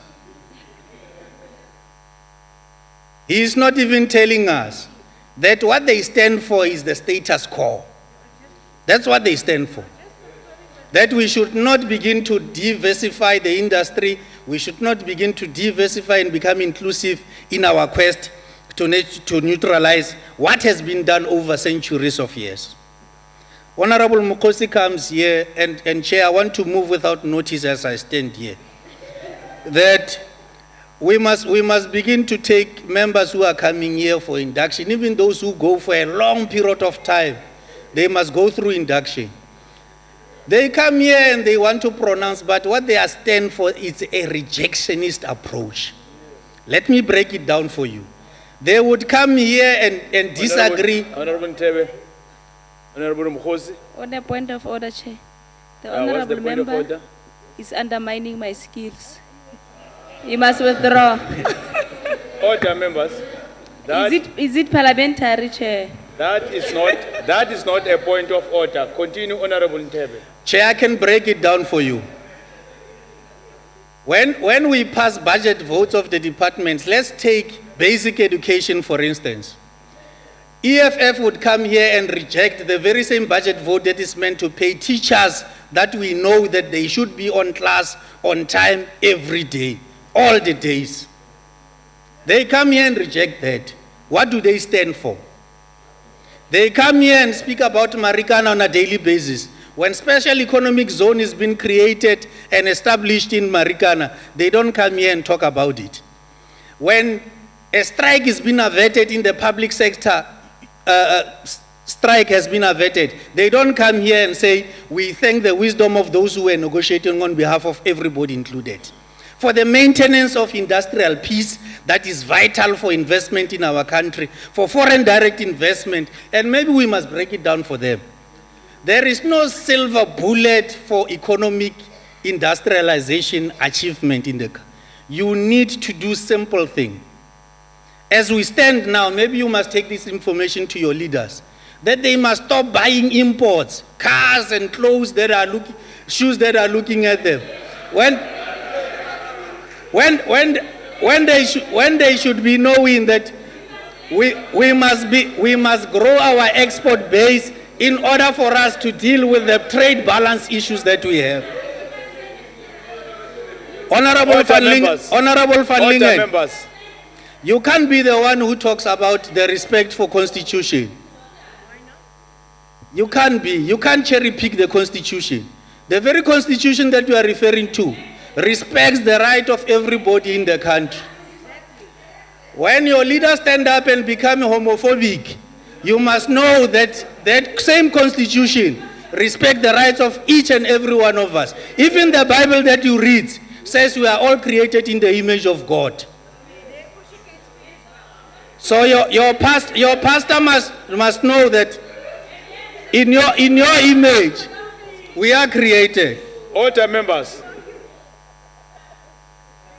You are becoming a media mouthpiece and is doing a lot of injustice unto what freedom, fairness, and opportunity represents. We want to tell you now that we will not, it is not for a young person who's 20 years old, right from university, to wait for Pete Pompies or foreman Kukemur to pass away for him to become a foreman or an engineer of a mine. We must begin to transform now, and transformation must be, it is not going to be smooth. And when you talk about redress, you must tell us what kind of redress are you seeking to achieve. Because you can't tell me.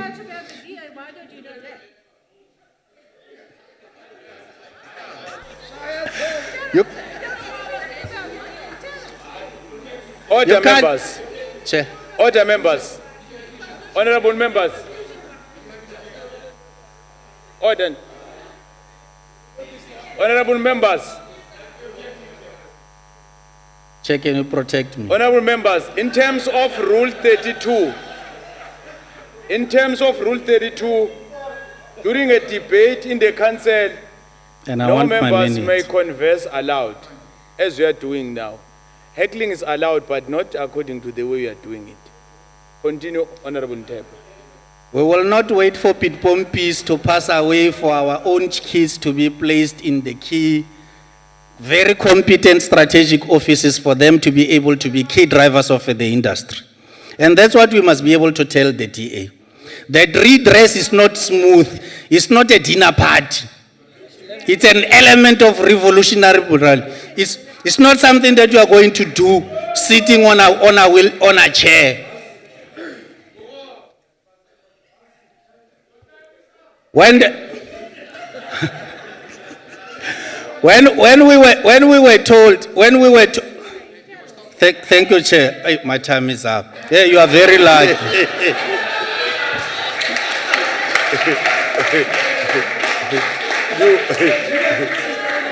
I wonder why you are leaving the 40 seconds. Thank you.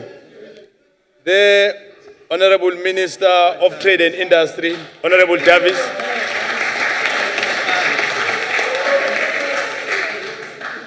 Thank you, Chair. I want to start by acknowledging the recognition that the Honourable Lont gave to the fact that we started our budget vote speeches in this House. It is a sign of the respect that we hold this institution in.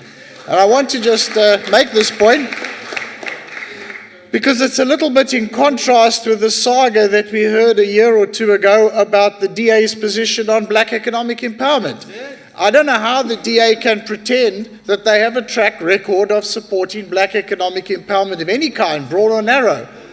In the 2013, when the new amendment bill was being passed, they stood up in the National Assembly amongst a lot of fanfare and announced that for the first time they would vote for a piece of legislation on black economic empowerment. They came right into this House and said on spurious grounds that they were reversing that position and they would no longer do so. So the idea that there is a record of supporting broad-based black economic empowerment of the DA, I think is complete fiction. There was a whole debate, does it support BE or not BE? Then we heard, no, actually the DA supports something called diversity economic empowerment. Is it to be or not to be, to D or not to D? That is the question. I think the fact of the matter is that the thrust of the new codes and the new legislation, led by the Black Economic Empowerment Commission, the Advisory Council, led by and chaired by President Jacob Zuma, is to broaden the impact of black economic empowerment and to ensure that it supports the entry of disadvantaged people into the productive economy of the country. That's what the new scores in the codes are all about: supplier development, skills development. That's why we have a dedicated program on black industrialists, because at the moment more than 80% of our incentives go to white-owned businesses. We need to support radical transformation of the ownership patterns. And then let me say that what we did was we were trying to deal with a piece of mischief in the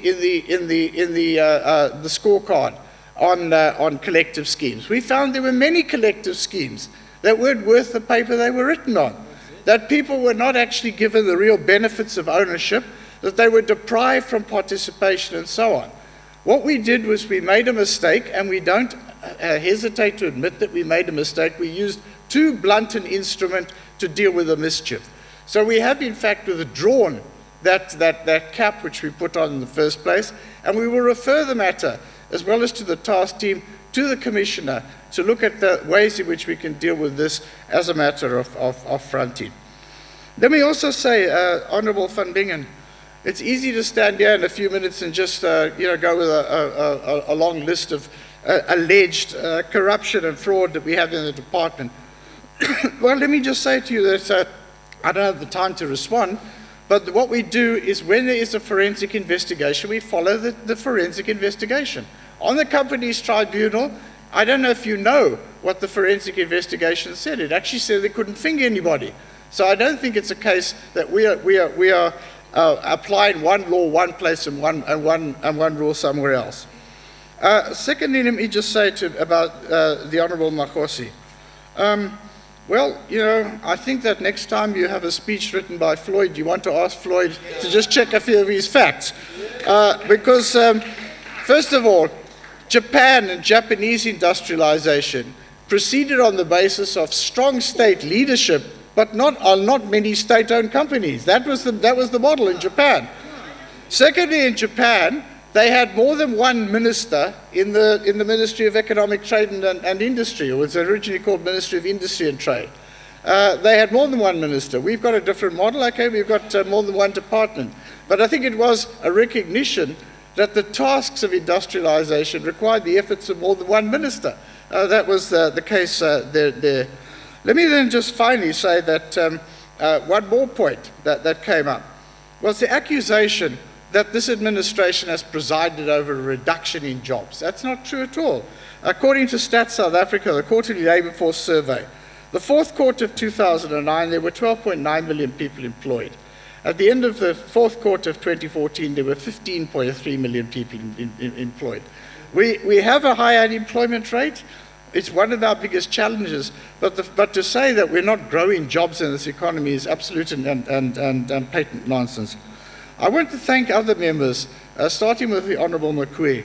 I think that you gave us a very good idea of a number of the programs of this department. We continue to work to support inclusive growth.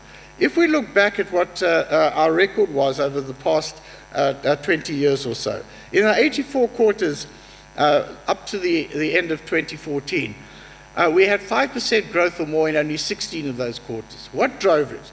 What drove it was high import and consumption driven sectors, and secondly, the mineral product super cycle. We no longer have those realities. We've got to move up the value chain. We've got to industrialize. That's the common recognition of the entire African continent. Many of the programs that we are developing in the Platinum Valley, things like fuel cell technology, there's some very, very exciting prospects. The Chamber of Mines is now running its own building on the basis of a fuel cell generator. There are fuel cell small engines that are going to be used in mines. There's Impala Platinum is going to use this technology. There are real opportunities that South Africa has as the world's leading producer of platinum to beneficiate that in fuel cell technology as well as catalytic converters and jewelry. That's the basis on which we said we will be prioritizing mineral beneficiation-based special economic zones. Let me then just stop here and thank you very much for your attention, and I'm sure that we will enjoy the support of this House for Budget Vote 34. Thanks very much. Thank you. That concludes the debate. We take this opportunity, thank Special Delegate, Deputy Minister, Minister for availing yourself for the debate. Thanks a million times. In light of the passing away of Mayor Ruth Mompati, we now come to the oration of condolences as agreed by the House. The Acting Chief Whip, Honorable Khai.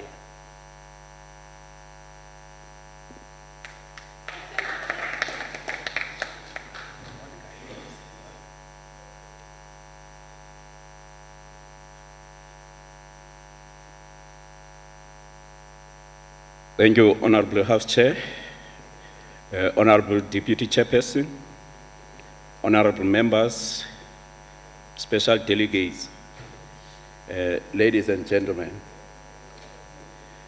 Last Tuesday, our nation woke up to the tragic news of the death of Isitwalande Siparangwe, Mayor Ruth Mompati, following a long illness. I rise to express the profound and heartfelt condolences of the ANC, its structures, and the alliance partners. Our movement has lost an icon and a pillar of strength. I say this because all of us agree that our movement and the people of South Africa have lost a living embodiment of the spirit of the ideals of this illustrious movement. As the ANC, we have lost a great human being who lived her life with a sole purpose and resolve to serve our people. Mayor Mompati was born in Tlapeng village, few kilometers from Khanyisa, in Kagisano Mulopo area, within the district of Buphirima, now called Dr. Ruth Mompati District Municipality, a district which has been named after her. Mayor Mompati was born on the 14th September 1925 and grew up in the rural area environment. Between 1933 and 1940, she attended Vryburg United Primary School, where she completed Standard 6. 2 years later, she continued her schooling at Tiger Grove Institution of Education, where she received her native lower primary certificate. In 1944, she started her teaching career at the age of 19 in the Takwaneng Primary School near Vryburg. She got married in 1952 and lost her job due to the apartheid laws, which regulated that black female teachers were not supposed to get married. Immediately after, she moved to Johannesburg and became an active member of the ANC Orlando branch. In the same year, she studied shorthand typing. She got married in 1953. She was employed by Mandela and Tambo attorneys as a shorthand typist. She became a member of the National Executive Committee of the ANC Women's League and became one of the founders of the Federation of South African Women the following year. She was one of the organizers and leaders of the anti-pass law march in Pretoria on the 9th August 1956. In 1962, she left the country for military training with Umkhonto weSizwe in the then Soviet Union. She could not return to the country to do her underground work because her colleague had given evidence against ANC leadership. She had to become full-time cadre of the underground movement in exile. In 1966, she was elected to the National Executive Committee, and during the same year, she was transferred to the ANC's office in Zambia, but continued between Tanzania and Zambia during the course of her work in the ANC President's office. In 1966, she was sent to Germany by the movement of the ANC Women's League secretary to represent the Federation of South African Women in its secretariat. In 1990, she was chosen to be part of the ANC delegation that negotiated the peaceful transition with the government at Groote In 1994, she was elected to the National Assembly of the Republic of South Africa and served as a member of parliament from 1994 to 1996 before she was seconded to become an ambassador to Switzerland until 2000. 1996, Mama Ruth was awarded honorary master's degree in education by University of Northwest in Mahikeng. The scholarship was named after her by Hastings-Tilston University in Austin, Texas, USA. In 1998, the Medical University of South Africa awarded her with honorary degree, doctorate, and she has been the mayor of Naledi local municipality from June 2000 until May 2010. In consolidating the vision of the society and the country she liberated, this true activist and doctor of the soil continued to serve the community in various capacities. She served on many boards, including being chairperson of the Swiss South Africa Cooperative Initiative Trust. Honorable House Chair, Memu Party lived her life for the ANC and remained an ardent member of the ANC. We know that when she reaches the other side of life, she will join the rest of heroes and heroines of the African National Congress. We know that when the roll call is read on the parade ground, we will find the name of Memu Party among those who will be present and ready to work for the African National Congress. We say fond farewell to this pulse of our movement and a great South African. We thank her for the sacrifices and tireless work in fighting for our people. Indeed, she has run the race, fought and became victor. All that with her is a crown from John Langabalibalele Dube, Alfred Kuma, James Mroka, Inkosi Albert Lutuli, Oliver Tambo, Aida Mntwana, Lillian Ngoyi, Dorothy Nyembe, and many other departed leaders of this glorious movement. May her soul rest in peace. I thank you. Thank you. Honorable Pambos Pugwana.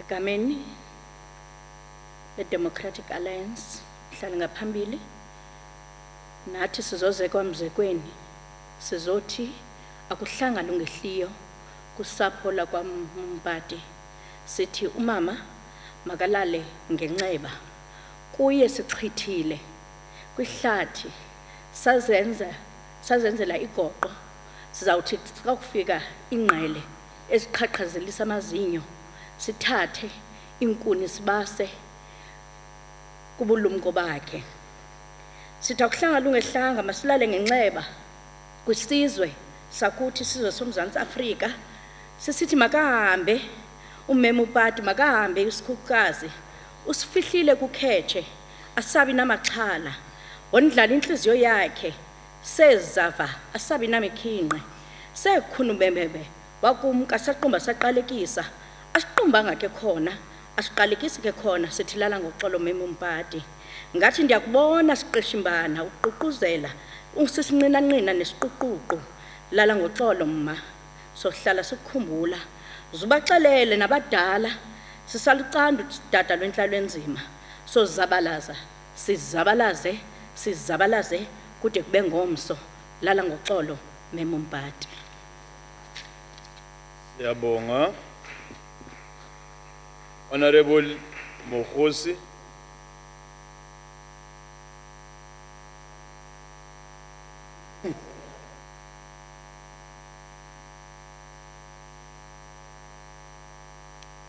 Thank you, Chair.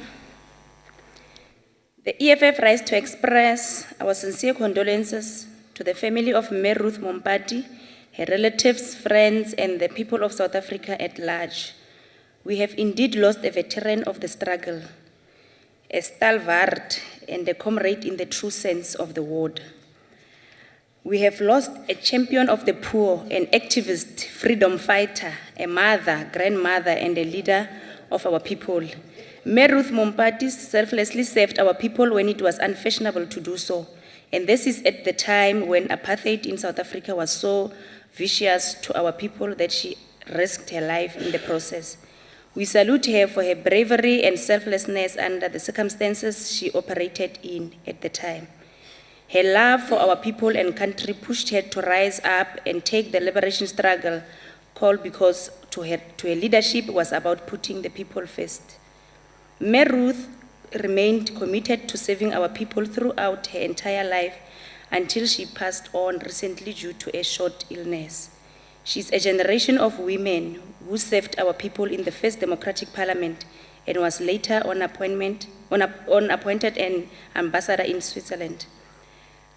But when she returned home after completing her diplomatic assignment, she never stopped serving. She continued serving in many other leadership roles in our country, all in the love of her people. She was never the kind of leader who would be involved in factional battles, nor was she a position monger. Mme Ruth Mompati died at the time when the current administration under Jacob Zuma has plunged our country into serious economic and social crisis. We believe that she passed on with a heavy heart, having to witness all the gains of democracy she fought so hard for being reversed. Under the current government, corruption is the order of the day. It is under this current administration that we are dubbed the protest capital of the world. It is under this administration of Jacob Zuma that moral fiber in the society has vanished due to lack of exemplary leadership.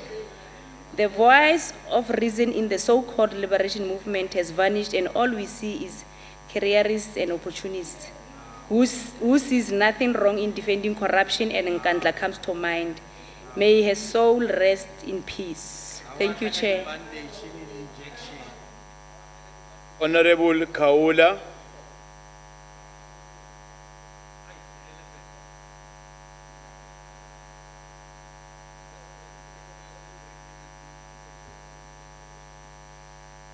Honorable House Chair, the Inkatha Freedom Party extends its deepest condolence to the family, friends and colleagues of Mama Ruth Mompati, especially in the African National Congress. This country indeed mourns the loss of a great soul who touched the lives of so many during her long and fruitful lifetime. She was the recipient of the ANC's highest honor, the Isitwalandwe Award, and honored for her exceptional qualities of leadership and heroism, and easily stands shoulder to shoulder with our greatest struggle heroes and heroines. Mama Mompati's life was a life of service to her people and her country. It was accolade to the triumph of the will to good over all adversity. From her early days in the ANC in the 1950s to her life in exile and training in Mukhondo Wesizwe, She held leadership roles in the ANC Women's League and was a founder member of the Federation of South African Women. Mama Mompati had a magnanimous disposition of character which endeared her to many and which easily allowed her to play the role of mother to all. In South Africa, the challenges of governance are so intense that it is not an easy task to complete 2 terms of leading government. But Mama Ruth was amongst the few who made this accomplishment. A great light has left our land, but her legacy will continue forever, I think. Thank you. The Honorable Deputy Chairperson of the National Council of Provinces, Honorable Tau.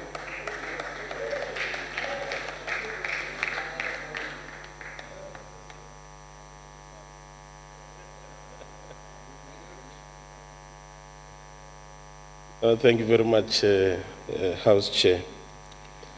As we pay tribute to one of our architects of our democracy, a selfless leader, a struggle veteran, and a true icon of our freedom and justice, let us look at ourselves and ask ourselves exactly what is it that we are doing to emulate such great towers.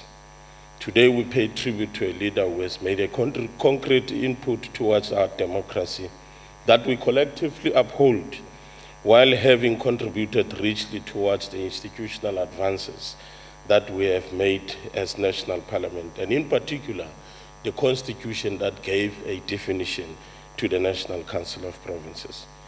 Today we are able to celebrate an apex of our democracy and freedom and the existence of a functional democratic parliament due to the sacrifices and efforts of leaders such as Mama Mompati. She was part of the leadership collective that ushered in the era of human rights, human dignity, and equality for all, in particular women and children. She was part of a leadership collective. I therefore believe that it is acceptable to say that her voice finds clear resonance in the Constitution of our country, where the preamble allots equal status to all citizens of our country, irrespective of race, color, and creed. Her legacy is also clearly recognizable in the continued echo to improve the material conditions of our people, in particular, once more, women and children. We also see this sentiment being boldly resonating in our national development plan, for which she would have been fully behind if she had the energy to do that, which is a blueprint of our South African development towards 2030. This is a clear indication of our collective resolve as a nation to put the empowerment of women on the agenda of our country's growth path. National Parliament has also made formidable progress in advancing the women's empowerment agenda. There are various structures at Parliament, and in particular in the NCOP also, which creates a platform for which to accelerate the growth and development of women in our country. Such will, amongst others, include the Multi-Party Women's Caucus, which was quite instrumental at the early age of the formation of our Parliament. The annual Women's Parliament, and whilst the executive has a designated ministry, and I think that is one of the things that she would have celebrated quite immensely. It is indeed our solemn belief on behalf of the National Council of Provinces that the legacy of Mama Mompati straddles the tapestry of both our society as well as the governing precepts of our Constitution. National Parliament clearly derives its institutional architecture from the iconic views of a generation of leaders such as Mama Mompati, Nelson Mandela, and many others, who were fearless in their pursuit of justice, dignity for all. It is therefore incumbent upon all of us to ensure that we preserve her legacy by steadily advancing the ideals that she stood for, lived, and died for. I want to conclude by stating the point that some of us were quite fortunate, which is something that many people might unfortunately not be aware of, and so forth. Some of us were very fortunate to have been around her while she was still alive. Many people might not remember that in actual fact, Vryburg was part of the Northern Cape before the redemarcation of our country in 1994. And the kind of leadership that she provided at that stage would therefore epitomize the kind of person that she was. She had an opportunity during the transitional period to have been the first premier of the Northern Cape, for which she decided not to, but rather went back and joined her hometown in Vryburg. Even in the Northwest as a new province, she had an opportunity once more as a senior cadre of the movement to have availed herself to be either the premier of the Northwest, but decided to give that to a new generation, which is a reflection of a kind of person that she was. Selfless, not about herself, but about our movement, and how then do we deepen the national democratic revolution? How do we ensure that the society that we construct is a society that will ensure that all of us, we will contribute towards the creation of a non-racial, non-sexist, and democratic South Africa. It is just an unfortunate that we have lost her at an age of this nature, because there's a lot that we could have still learned from her. She was one person who would not mind to tell you straight if you are wrong. That is why some of us, we are quite proud to have been there. We are quite proud to have listened to her. We are quite proud to have worked with her as a former regional chairperson of the African National Congress in the then Northern Cape region. To her and the family and the nation at large, we say, "Tsamagantle mama, re tla dula ntse re go gopola, re tla dula ntse re tsamaisa tiro ya gago re isa go pele." Thank you very much. Thank you. That concludes the oration of condolences and the business of the day. Honorable members, you are requested to remain standing until the procession has left the chamber. The house is adjourned.